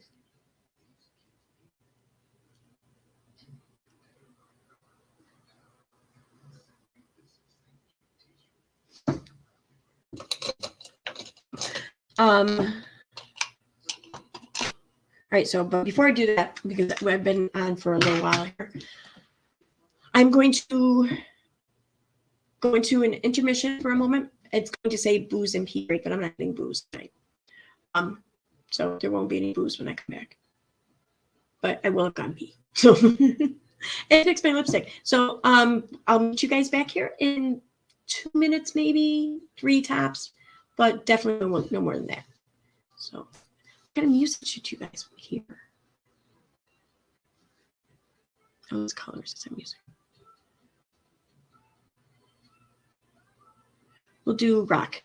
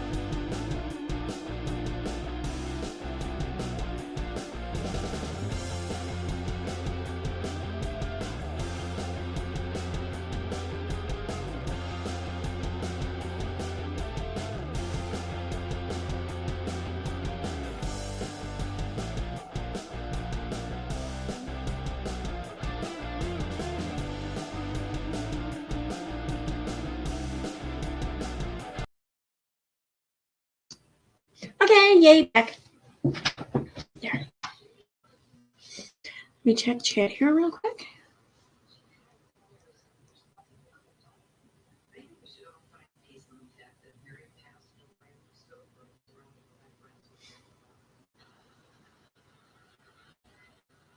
Huh?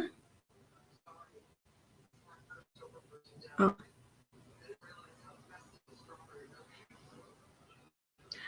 Flying Mom Laura asks, everyone know if she loses the defamation case, will YouTube legal take her channel down?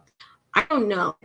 I think that this is just it's going to set maybe a precedent, and this is like mostly uncharted territory for them. Wasn't there another creator though who was sued by Carly B or something like that? And I want to say that the creator lost. Does anyone know if she lost her channel as a result of? I mean, she may have lost her channel, but did she lose it as a result of the lawsuit? And if so, no, I think that maybe might be able to give some information. Sadly though, like I think it's just getting to the point with Katie. I do think YouTube is the majority of her income still, but she's been pretty successful at creating a following on other platforms. So even if she lost YouTube, yeah, it still hurt her, may set her back a little bit, but I think that she's going to hold on just fine, probably. So I look at it this way. A Reagan member for 5 months. Keep up the great work, EKC. Yay, thank you. I will try. Thank you for calling it great work. Stay positive. Stay awesome. Awesome. I will try. Thank you. You too. It's kind of weird to hear things like that. Stay awesome. Like, I don't know. I thank you. I appreciate it. Don't get me wrong. It's not a bad thing to hear. But it's, I don't know, it's weird when you don't think yourself is awesome. It's weird to think that someone else does. I don't know. It's a me problem, though. It's a me problem. Again, I know. Anyway, all right, let me just, because I took screenshots of everything that I wanted to show. However, I just had to organize them real quick. 1 second. Probably should have done this on break.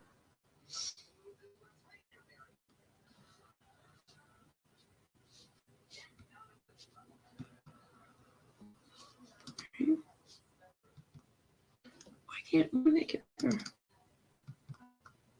There we go. Thank you. All I wanted is 18th.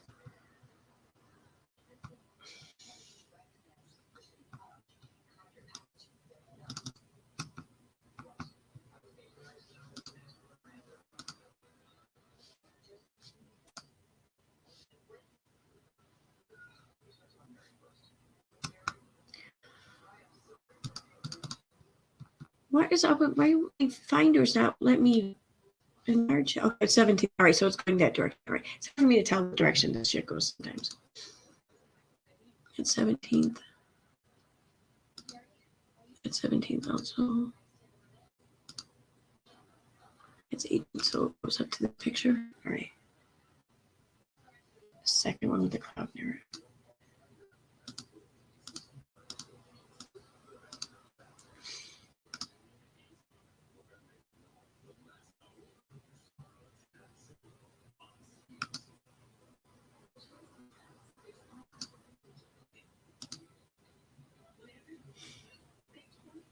Okay, there's one folder.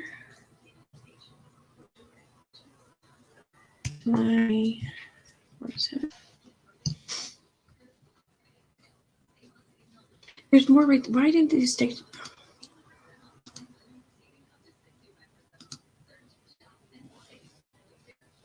Okay, so let me just throw these 3 in there, and then I got those 17 mapped out. Okay, so I'm going to go ahead and I'm going to just read 17 now. I'll ramp up the bundle up the 18th afterward.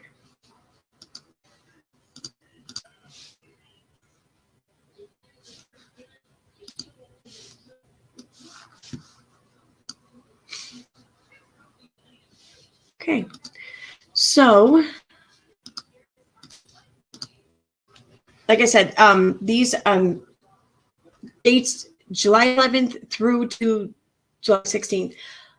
I know I've read, and I'm on camera reading it. I don't recall if I read it during a stream or at the end of a stream or something. I do know that I recorded myself reading it. I just haven't put it all together yet. So if it's not already out there, if it's not something I've already done, I apologize. I'm going to, regardless, edit what I recorded and put that out there. So, but for now, we're going to do the 17th to the 20th. Like I said, this is where shit gets interesting. So, first post. Those who are unaware of what exactly it is we're doing. I've been inspired, you could say, by nonsense, because nonsense is revisioned history of events that transpired throughout this whole situation with the McRaes. Hearing her just tell a completely different version of events than what actually happened has inspired me to put the actual events out there. But I'm not going to put it in my words, because that you could say and argue that that's coming from a biased place, and I get that. I agree. I'm going to let Katie tell y'all. So I'm just going to read her posts from this time. I've already done a couple of videos anyways out there, in it starting from July 7th or 6th, whatever, when she first became involved. And so, and I believe that there's 2 recorded readings I have, and it's like the 6th to the 11th, and then the 11th to the 16th. I just explained, though, the 11th to the 16th may not be available, but it will be out shortly.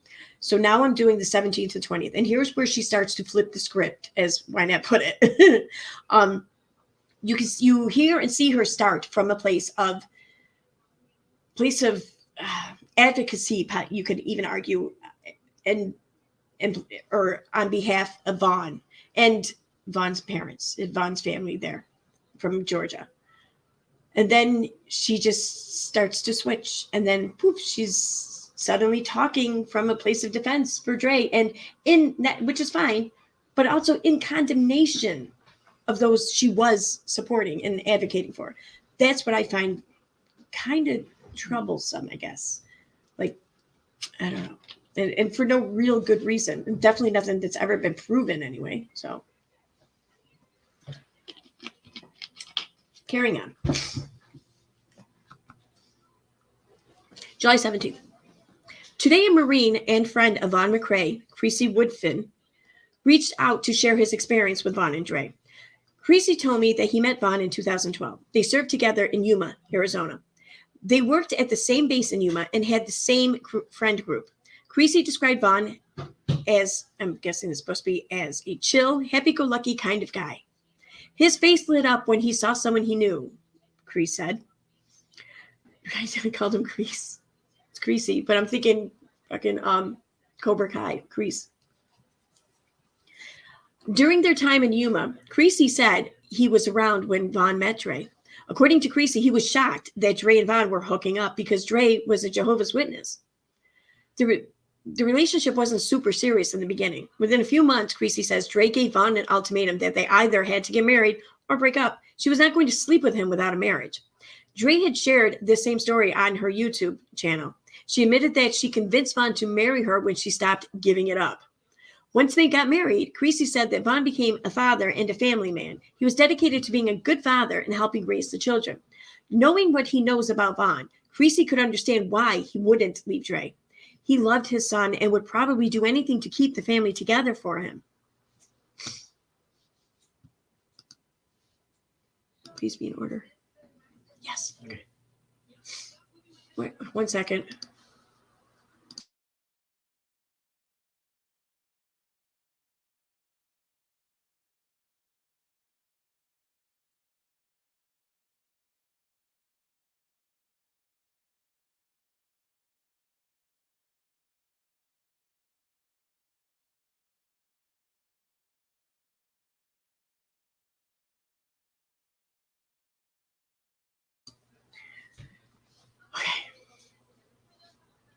Okay, there it is. Within a few years, most people began to realize that Dre was controlling Vaughn's whole life. Every single friendship Vaughn had was ruined by Dre. She created drama or found a reason for Vaughn not to have a relationship with the person, Creasy says. Creasy said that Vaughn's closest friends, Blackman and Williams, were both pushed out of his life by Dre. All right, let me make that bigger. There we go. Williams is the guy that appeared in live streams with the couple back in 2016. Vaughn was well respected by his fellow Marines. Creasy said a lot of people admired his calm demeanor and work ethic. He said that Vaughn is a people pleaser and would do anything to make the people he loves happy, Creasy said. You didn't have to say he said twice there. Dre took advantage of his kindness and took control of his life. Creasy wanted people to remember that leaving a relationship where you are being controlled and abused isn't easy. His biggest frustration is people blaming Vaughn for staying in a bad situation. He would have done anything to make his life work despite her behavior, Creasy said. Creasy says he won't speculate on what led up to Vaughn's condition, but seeing him on life support is heart-wrenching. He said that he wanted to speak up for Vaughn so people know that Vaughn was a good man that didn't deserve what happened to him. Most importantly, Creasy hopes the Yuma Police Department will really look into the situation and not take the circumstances at face value. It was clear to me, Creasy said, watching her behavior that she played a role in his declining health.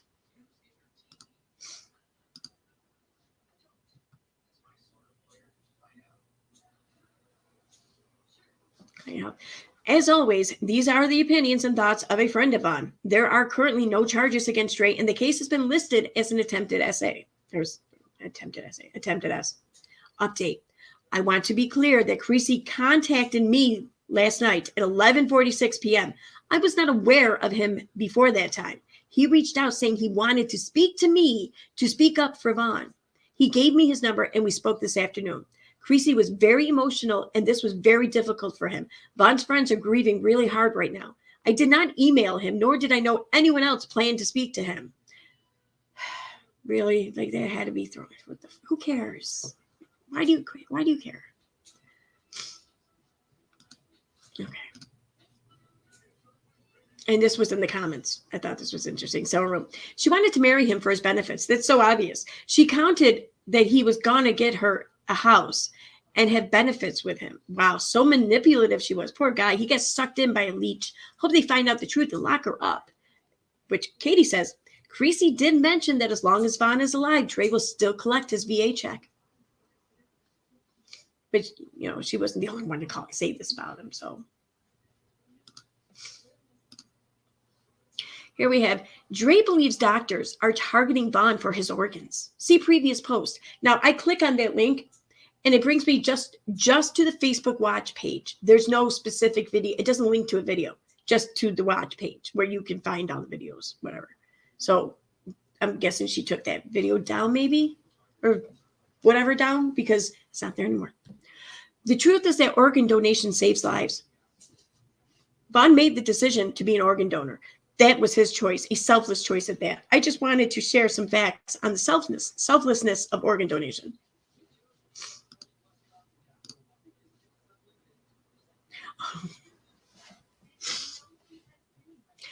Here's someone says, how do we know this, that she thinks they are targeting him? Explain how you know this. Then, without a crystal ball, shared a link. I'm guessing it's the same link to the one that she shared above. Why did I don't know. I can't remember why I screenshot this. I think it was maybe just because it was another dead link or something. Absolutely beautiful. And shared a painting of Marvin, which it is a good painting. Okay. Here's an update on the situation. At this time, Vaughn's mom, Letitia, is on her way to Arizona to try to find Vaughn.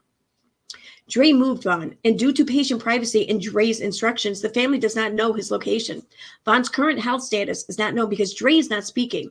Dre has an attorney, has stopped posting on social media and, quote, taking time to be with her family, unquote, per an update in her private group. There is an open DCS investigation for Andrea related to abuse/neglect complaints. That's what it was. That's what that screenshot was. The person was asking, how do you know? Was that it? No, I don't think it was.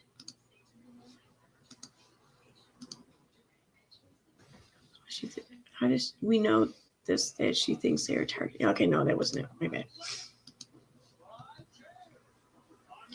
There is an open DCS investigation for Andrea related to abuse/neglect complaints. DCS cases are not public. All juvenile cases are sealed. Therefore, there will be no updates unless a lawyer or family member speaks out. This week, there is likely to be civil litigation or court filings related to the situation. Andrea and her legal team are likely paying attention to everything online. Therefore, releasing any details which could tip her off won't help the situation. Family of the kids are still working behind the scenes, so let's tip her off with that. Yeah, that's good. Just because I haven't reported anything doesn't mean nothing is happening. But now Dre knows something's happening.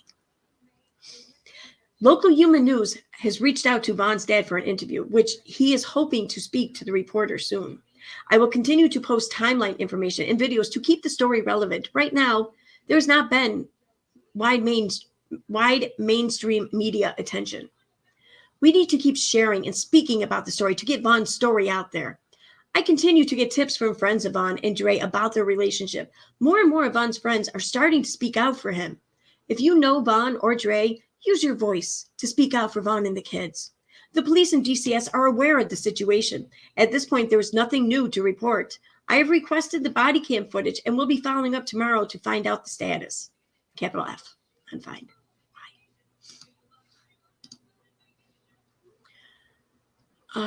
This, I think, was a continuation. The police and DCS are aware of this. I already read that.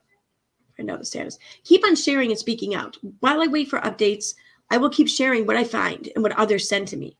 Making noise online is how the story gains traction. The mainstream media will eventually be unable to ignore the issue with enough noise. So there's that. All right, let me just put the next ones together.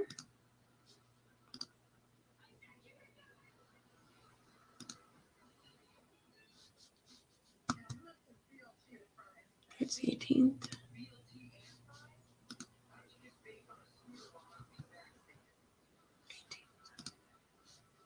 And that's 19th. Okay, so all those.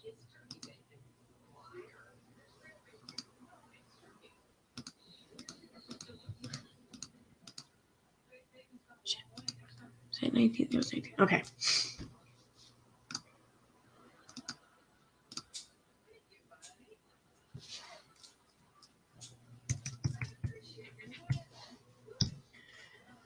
Okay, next folder. So this is July 18th. Without a crystal ball, can confirm there is an active investigation by DCS against Andrea McRae for child neglect. A source with knowledge of the situation confirmed that all parties have been contacted by DCS. When the investigation starts, parents are informed of the investigation. They are told that they have rights, but that whether they cooperate or not, the investigation will move forward. Non-cooperation does not mean automatic grounds for removal of a child.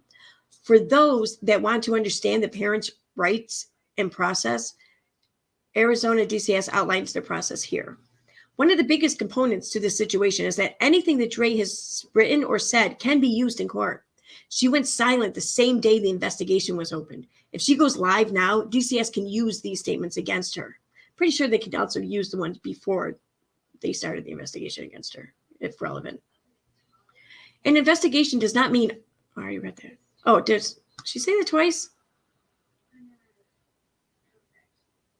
She did, didn't she? Yeah. Okay. An investigation does not mean automatically removal. Most children are not removed. Children are only removed when DCS determines the child's safety and well-being is in danger. At this time, DCS has not issued any orders of removal of the children. Please go to DCS link above to better understand the process. This does not happen quickly, and some of these cases can take years to resolve. When I know more, I will share. This information comes from a source that knows. They know. Just trust me. Andrea has not been charged with any crimes at this time. An investigation is not an admission or conclusion of neglect or abuse. Someone asks, how is she neglecting her children? Katie says, this is what the investigation is for. That's all I reported. They will investigate that. Okay. Now, I find this to be telling because Katie was more than happy to post a reply to a comment that disparaged Andrea. Whether it was accusing her of being the one responsible for her husband's condition or having Munchausen by proxy, a myriad of things. She had no problem just stating freely as such in the comments. But here, she's careful and she's quick to point out to the person asking that this is what the investigation is for. That's all I've reported. I'm not the one reporting this. I'm not the one saying that she's doing this. That's the investigation. I'm just reporting that there's an investigation, what it says. They will investigate that. Like, I just found that kind of weird. Like, she was quick to deflect the blame there. But before this, she was like, bring it on. I don't know. Stood out to me.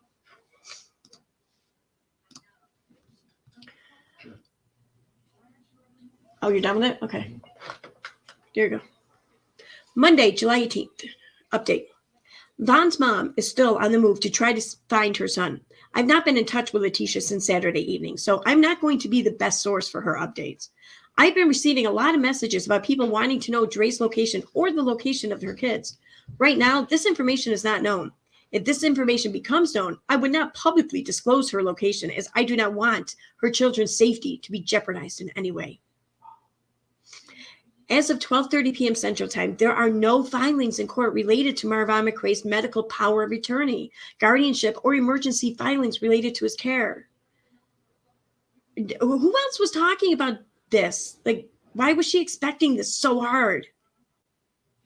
If the hospital has any concerns about his safety or the fitness of the Andrea McRae as his POA, the hospital can contact Adult Protective Services to help intervene. Without a court order or speaking to Andrea about Von's condition, Von's family will not learn any updates about his health.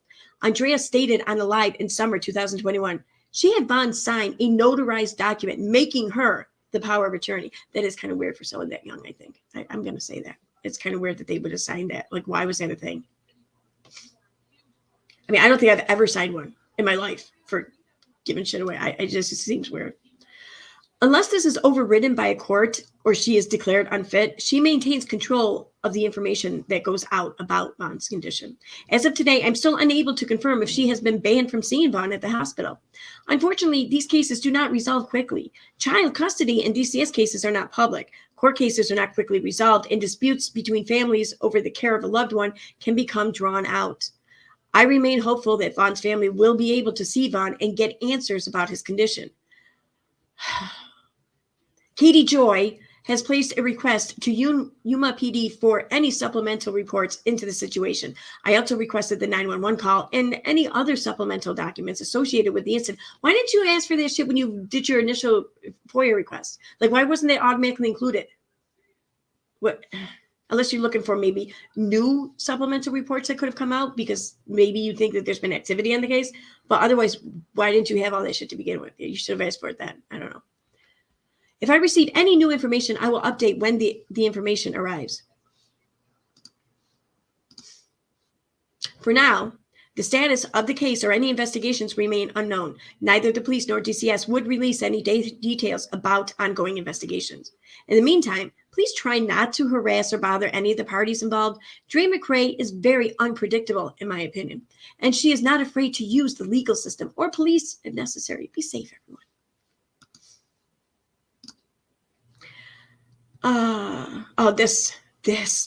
This, I don't remember this one when she posted, but this kind of pissed me off. This is from July 18th. She posted, just saw this today. Anything is possible. Justice for Von. She shared a news report from NBCnews.com about a coma patient awoke 2 years later. And then, I guess, to name brother in attack.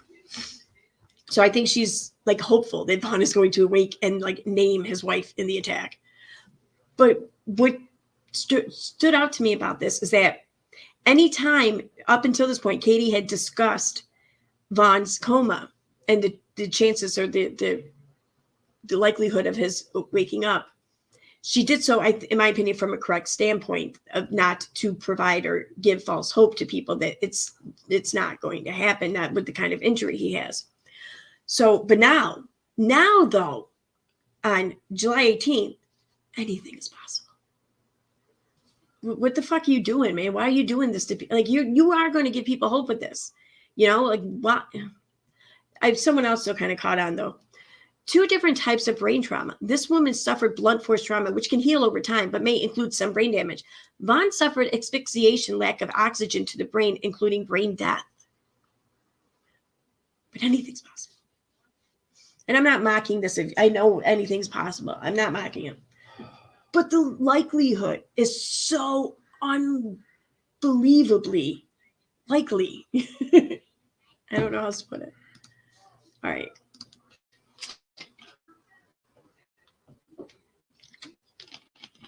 Here we have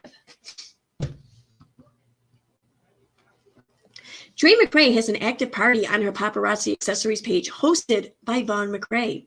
Every 20th purchase gets Vaughn a free gift, which Andrea says will be paid forward. How is Vaughn hosting a party from a coma? A follower sent this to me yesterday, and I initially didn't think much of it. But then seeing that the host is Vaughn McRae, I realized this is just another part of the story that doesn't make sense. For clarity, Dre found a yellow pendant she claimed as made for Vaughn. She then encouraged her followers to buy the piece and wear it in his honor. This was done through paparazzi in June. She's been using this party to sell product to honor him. I wanted to just add to this. I know that it's common practice for these MLMs that sell this kind of junk to have active ongoing parties going like at all times. So yes, I do. It's not just the fact that she's hosting a party that's kind of off-putting. It's not the party itself. It's that she's doing it in Vaughn's name, which I also know that many people who work for these companies will do that in other family members' names. So maybe that can even be excused. But this has been an active thing going. I mean, she's had to participate in this party throughout the life of it. So that means after Vaughn was put into a coma, she had done activity on this party. That means she kept it up in his name and some shit in his honor. That's just fucking wrong. It is, in my opinion. And this, okay. This is a comment, and I again, do not ever, please don't ever go and even contact anyone that's shown in a screenshot. Don't harass them, whatever. Because the thing is that many of the people who are like a part of the subreddit, the WOACB subreddit, for example, we've all been friends with her, friendly with her, collaborated with her, or followed her and watched her, and maybe even liked her. We've all been there. So it wouldn't have been right to give us shit at the time. Don't give anyone else shit at the time. That's all I ask. So this person, I'm so very confused. If his mom, who has never been in his life, gave him up as a child, allowed someone else to raise him, and Vaughn grew up calling that precious woman mama, but now his egg donor steps back in, and everyone is okay with her having a GoFundMe account, and people are supporting that without batting an eye, huh? But Dre is getting bashed for having a party that is automatically generated, which in turn is making money for her little family still. Y'all know the innocent little kids everyone wants snatched away from her. And yet those of you are still trying to fault her. I'm not saying that I'm team Andrea, but dang, look at the entire picture before you start stacking the wood to burn her alive. Yeah, I mean, I get what they're saying, but I would kind of approach this differently. Like, how about we don't burn anyone alive, not Dre or Letitia, the egg donor, as this person put it. Like, you are disparaging one person and looking to throw them to the wolves in place of the person you want to save. How is that any better? Okay, so that's the 18th. 19th. I don't think there were many on the 19th because one of the 20th I have open on a tab. All right, so that's 19.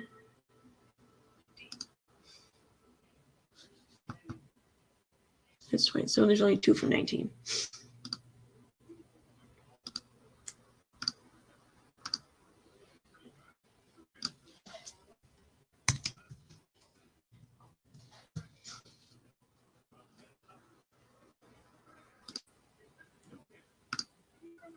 I'll go ahead and do this folder up too. July 20th. Okay. So here's the 19th. There's only like 2 postings from that day. Just so I thought was interesting. Excuse me. Okay. Local radio, news radio outlets in Yuma, Arizona, confirmed with Yuma PD today that the case into Von McRae's alleged SA, is open and ongoing. Yes, Justice for Von. To which she shares a link to the group Justice for Von. She doesn't share a link to any radio news article. Now, I want to. Oh, damn, an idiot. So, local radio, news radio outlet, like that's a proper proper noun because it's all capitalized. So she's saying that the local radio station, which is called News Radio Outlet in Yuma, Arizona, confirmed. Now, I didn't notice this when she posted this, but now after everything that's recently happened with the whole fake death report or death article, I'm wondering if there was something else released by this fake wannabe news outlet in Yuma. So, and why is it? And she must have known about it if it really didn't exist or she didn't verify it. If she linked the fucking group, a Facebook group. So I went into I have a SAC account in that Facebook group, and I went in there and I searched the group for anything related to radio, news, anything around the date of July 19th. There's nothing. There's nothing at all to suggest or support that any such local news radio outlet had done and put out such a story. So it seems that her alleged confirmation that Yuma PD had reopened the case and had it ongoing again was bullshit. So this was never confirmed. At least I can't see where it was actually verifiably confirmed. So yeah, I just want to put that out there. All right. And last one from 19. Earlier today, a member of Dre McRae's downline sent me, this is where I start to see the switch. This is where you start to see the script getting flipped. Earlier today, a member of Dre McRae's downline sent me 2 videos from their Facebook paparazzi group. The team member wanted Dre's side to be heard. The videos were of Von speaking in a sales meeting with their team. He spoke about his love for his wife, their business, and provided encouragement to the team members. Both videos show a very well-spoken, thoughtful man that was hoping to lift up and inspire others to do what they were doing. His friends don't believe that she did, quote, anything wrong. The person who wanted to be anonymous said that, quote, Dre believed that she could heal Von, unquote. The friend also claimed that Von was fully supportive of the alternative treatments. They also denied that Dre made Von sick. Every story has 2 sides. A balanced story presents all voices. While the video did show a Von that appeared happy and healthy, I don't know that Dre's friend could really know what happens behind closed doors. I'll be releasing the video later, not to defend Andrea, but to show a part of Von that people might have seen. Andrea's doctor shopping, drug smuggling, and mixing herbs cannot be ignored. In my opinion, Andrea playing doctor cannot be ignored. Her friends wanting balanced reporting is one thing, but ignoring all the lives, the videos, the posts, and all the control she had over Von helps no one, especially Von and the kids. Now, Katie's just not going to give it up that she was completely wrong and all of that because she can't be wrong, in my opinion. All right. I'm going to check chat here real quick, and then I'll go on to the 20th. I'm only going to read like 3 posts from the 20th. I didn't collect them all. I have, I think, 2 of them, but the third one I wanted to do from the pages. I already have it pulled up and ready to go, so it won't be long. Let me check the chat here real quick. See if any orange boxes up here. There's one. Oh, hi, Mr. Black Wolf. What's up? Keep up great work at EKC. Hey, Reagan. Oh, I already read those. Okay. Hi, Wolf. All right, so the 20th.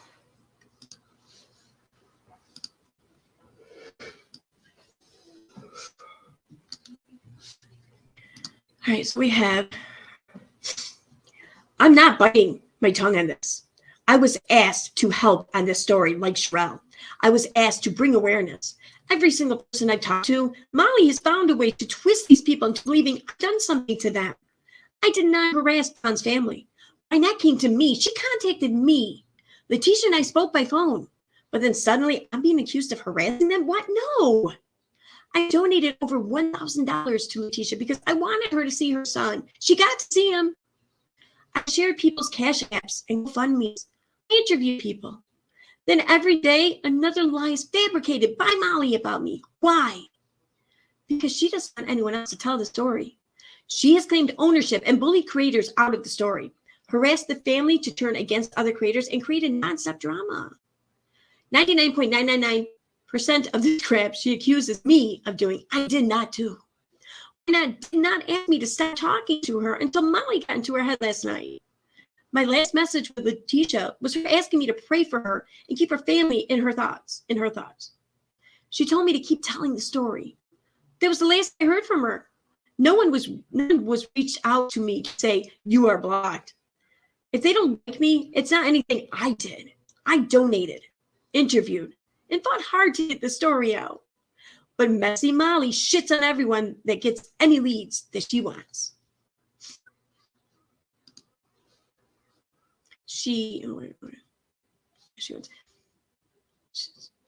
It's not a damn competition. I gave her a heads up about the screenshots, audio, and tips. She got mad that the audio was released on my channel. Then she falsely accused me of lying about the DCS investigation. Not to mention the FBI was called on her. She was reported to police and the FBI by Dre. That's a fact. Like, just stop it, Molly. Stop it. You made this a mess when it didn't have to be. I love reading that. I don't know why. Okay, so that's that. Let me get over to her page. Where do I have it? Here we go. Oh.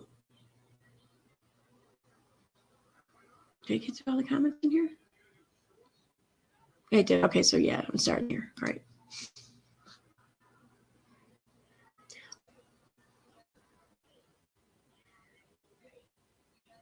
I wonder, I've been looking at this now. I wonder if I meant to go through the comments too, to that post. I don't really see any though where she commented. Oh no, yeah, she did. Okay, there were a couple that I want to go through. All right.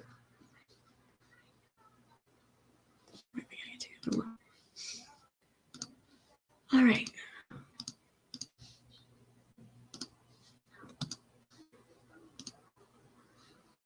So, this is the post I just read. Don't go. Oh, Jesus Christ, I thought that was going to go over. I was going to get mad. Oh my God. There we go. So here are the comments. Oh, that's right. Yeah, I was going to go through the comments. There's not many comments under this post. At least definitely not by comparison to her other posts around this time.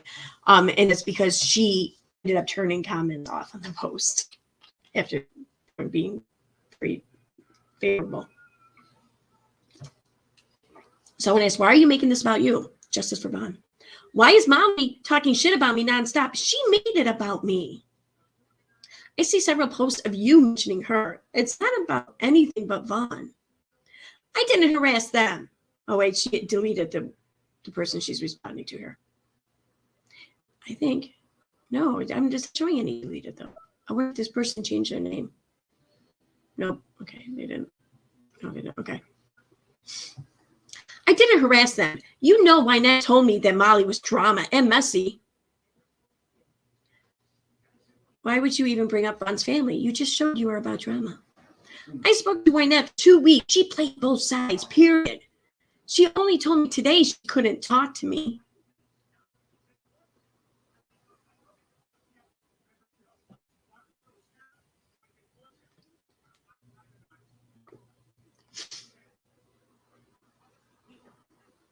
I have it.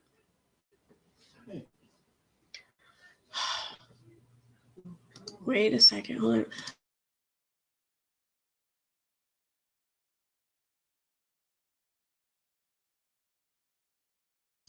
Okay. So then I wanted to wrap up the whole Sherelle involvement in this, just because I don't like to leave off in the middle of something. So this next post is about Sherelle too. Well, looks like I'm not the only one that Molly doesn't like. In my own experience with Sherelle, Molly really shouldn't mess with her. Sherelle goes hard. This is becoming a mess. You know, she was smiling when she said that. Without a crystal ball, limited who can comment. I didn't even pull all these up yet.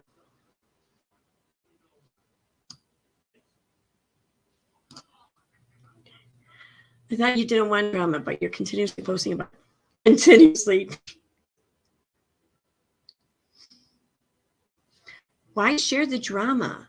Because Sherelle doesn't play. Like, this is a mess. Trashy.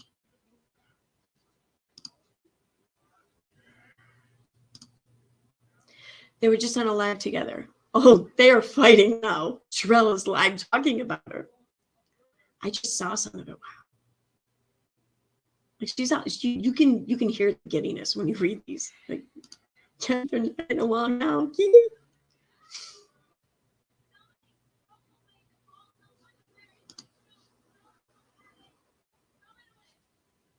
I mean, that's fine if she's happy about it. I mean, I think a lot of people who kind of just went to war with people would be happy when they're in wars with other people. I'm not judging that, but I just fucking admit it. Have fun with it even. Shit, I would. In fact, I might have. Well, not this one, but.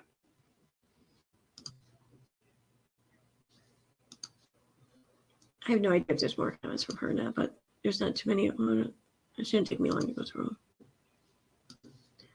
Probably isn't, though. If she was smart, she would stop commenting because she was not winning over the opinion of the Facebook users.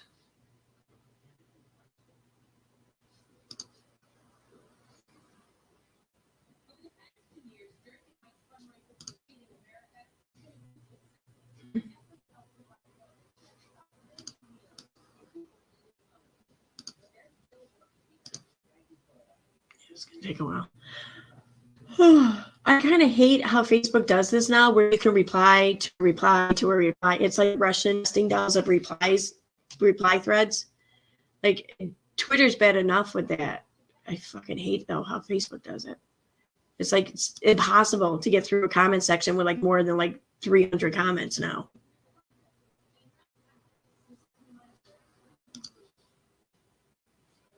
They should really make it easier for us to just fucking sour through this shit. I mean, come on.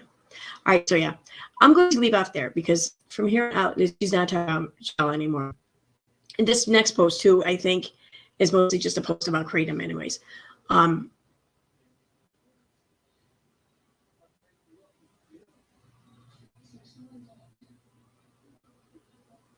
What?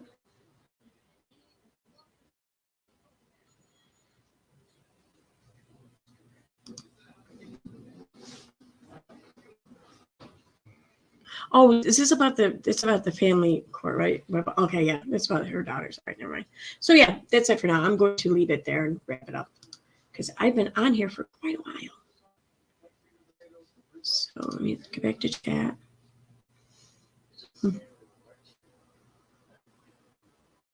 Exactly. Yeah, Molly literally said, and I quote, "I can't confirm."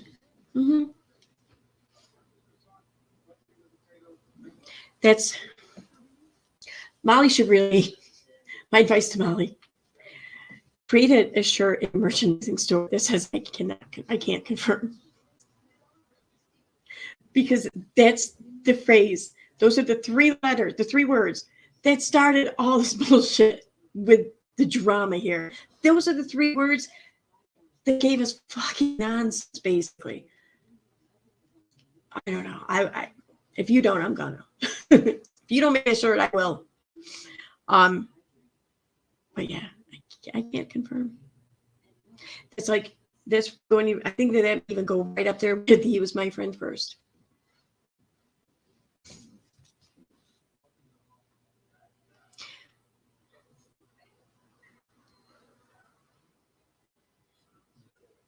Remember, it was Monica lately and Letitia who manipulated her to report Andrea to ICE and warn her about turning her errands into, I don't know what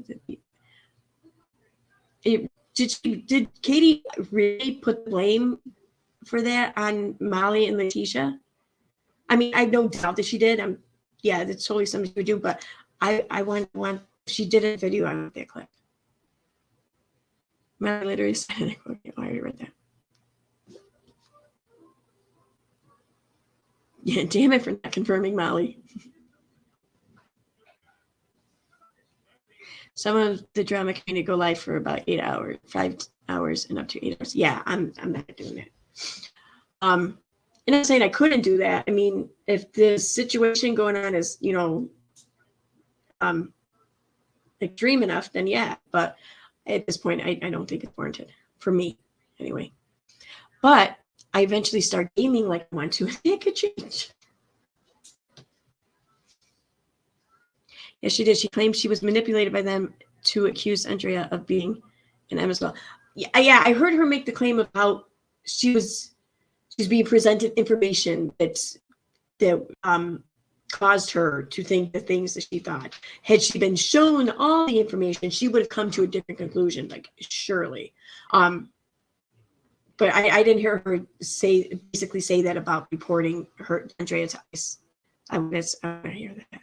I'll look for it. But if anyone knows who that is, please let me know. You can reach me through email or on Twitter. The contact information is in the about section on page. It's also, I believe, in the description of every video. Let me check. Apparently my email's not there. But Twitter is there and Instagram. I'll put my email in there from now on. I'm sorry, I never even realized it wasn't in there. I'll do that.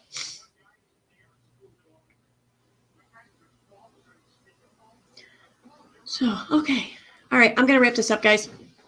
Thanks for being here. I hope you had fun. I'm not going to be streaming tomorrow night. I'm working tomorrow night, and we're entering into the busy, really, really busy season over the next couple of weeks to a month anyway, especially, but then it's a little busy still after that. But right around Thanksgiving, things get fucking crazy. So I'm definitely not going to be streaming tomorrow. That's what I'm saying. Probably not Saturday either. Maybe Sunday. We'll see. But I'm hoping to upload a few short videos that I'm working on. So there's that. All right, everyone. Have a good night. Thanks for being here. I have to find my exit door. Good night.